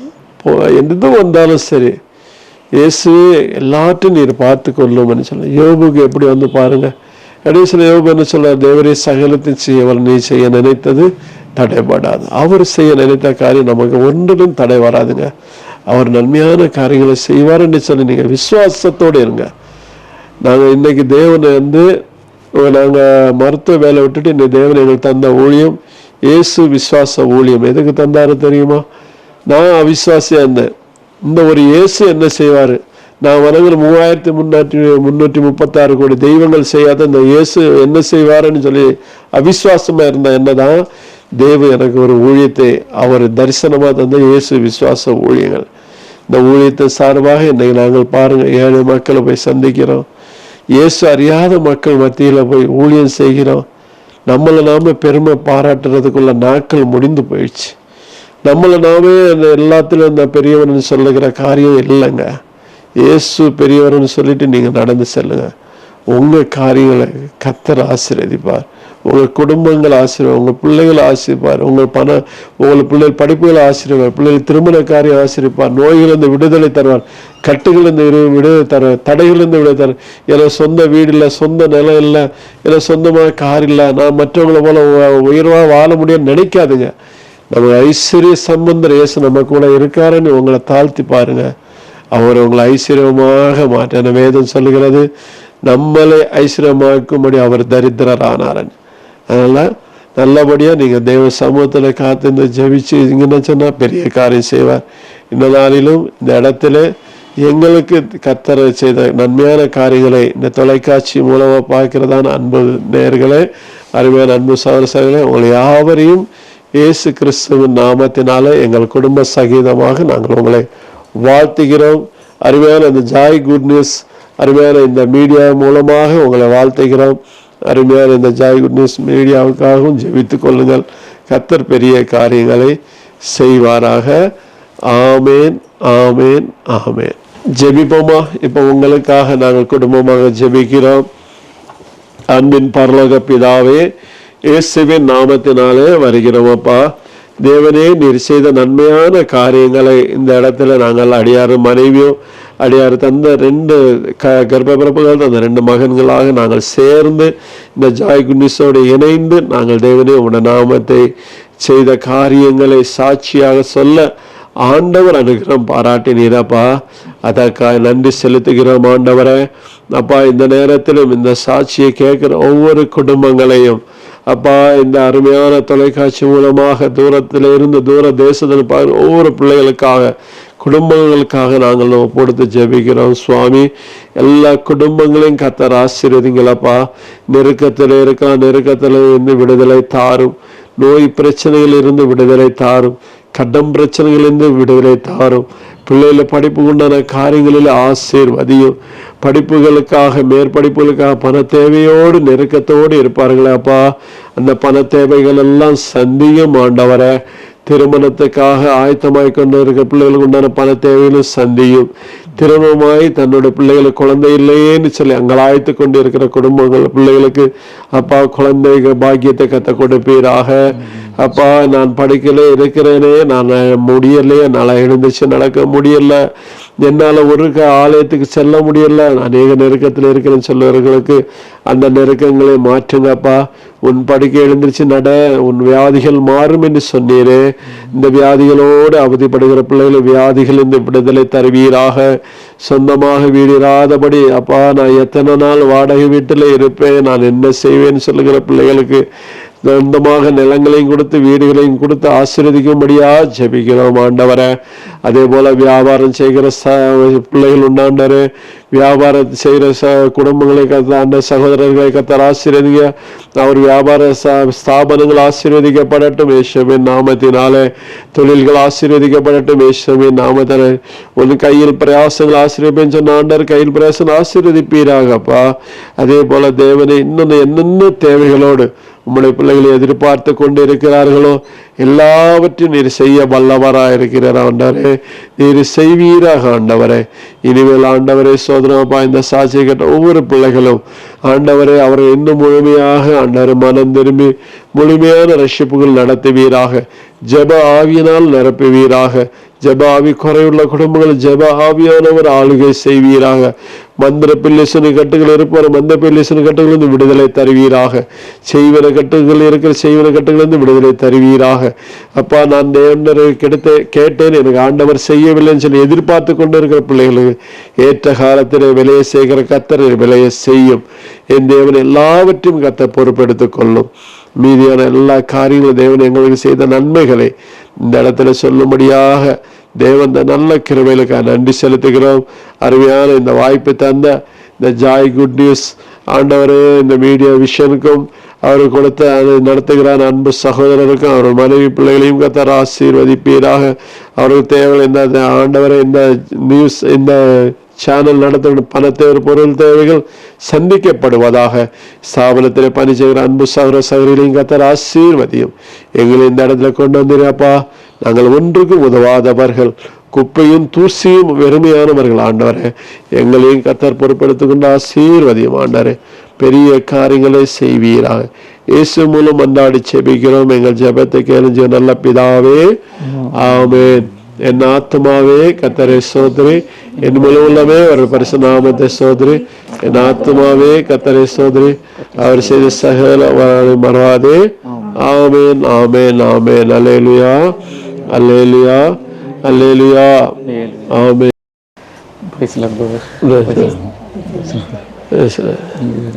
இவ்வளோ நேரம் வந்து உங்கள் சாட்சியை ஆண்டவர் உங்கள் வாழ்க்கையில் செய்த நன்மைகளை நீங்கள் எங்களுக்கு ஷேர் பண்ணதுக்காக நாங்கள் ஜாய் குட் நியூஸ் குடும்பத்தின் சார்பாக உங்களை வாழ்த்துக்கிறோம். இன்னும் ஆண்டவர் உங்களை நிறைய இடத்துல எடுத்து பயன்படுத்தணும். என்ன நோக்கத்துக்காக உங்களை அழைத்தாரோ அதை கண்டிப்பாக உங்களை உண்டு செய்து முடிப்பார். நீங்கள் இன்னும் நிறைய மக்கள், ஆண்டவரை அறியாத மக்களுக்கு சுவிசேஷத்தை சொல்லவும், உங்கள் சாட்சியின் மூலம் அநேகரை ரட்சிக்கப்படவும் ஆண்டவர் உங்களை பயன்படுத்துறதுக்கு எங்கள் ஜாய் குடும்பத்தின் சார்பாக நாங்கள் உங்களை வாழ்த்துக்கிறோம். நாங்கள் ஜாய் குட் நியூஸ் குடும்பத்தாருக்கு இயேசு கிறிஸ்துவின் நாமத்தினால நன்றிகளை வாழ்த்துக்களையும் தெரிவித்துக் கொள்கிறேன். அருமையான ஒரு சாட்சி நம்ம இவ்வளோ நேரம் கேட்டோம். இது உங்கள் அனைவருக்கும் பிரயோஜனமாக இருந்திருக்கும் என்று இயேசுவின் நாமத்தில் நாங்கள் விசுவாசிக்கிறோம். இதை கேட்குற அனைவருடைய வாழ்க்கையிலையும் கண்டிப்பாக இந்த சாட்சிகள் ஒரு மாற்றத்தை உண்டு பண்ணணும். இதை நீங்கள் கேட்கறது மாத்திரம் இல்லை, இதை ஆண்டவரை அறியாத ஜனங்கள் அறியணும். அதுக்காக நீங்கள் இதை நிறைய பேருக்கு ஷேர் பண்ணுங்கள். இன்னும் இயேசு அறியாத ஜனங்கள் அநேகர் இருக்காங்க. அவங்க ஆண்டவர் கண்ட வரதுக்கு இது ஒரு பிரயோஜனமாக இருக்கும் என்று நாங்கள் விசுவாசிக்கிறோம். மற்றும் ஒரு அடிச்சுவடல் நிகழ்ச்சியின் வழியாக நாங்கள் உங்களை சந்திக்கிறோம். கர்த்தர் தாமே உங்களை ஆசீர்வதிப்பாராக. ஆமாம்.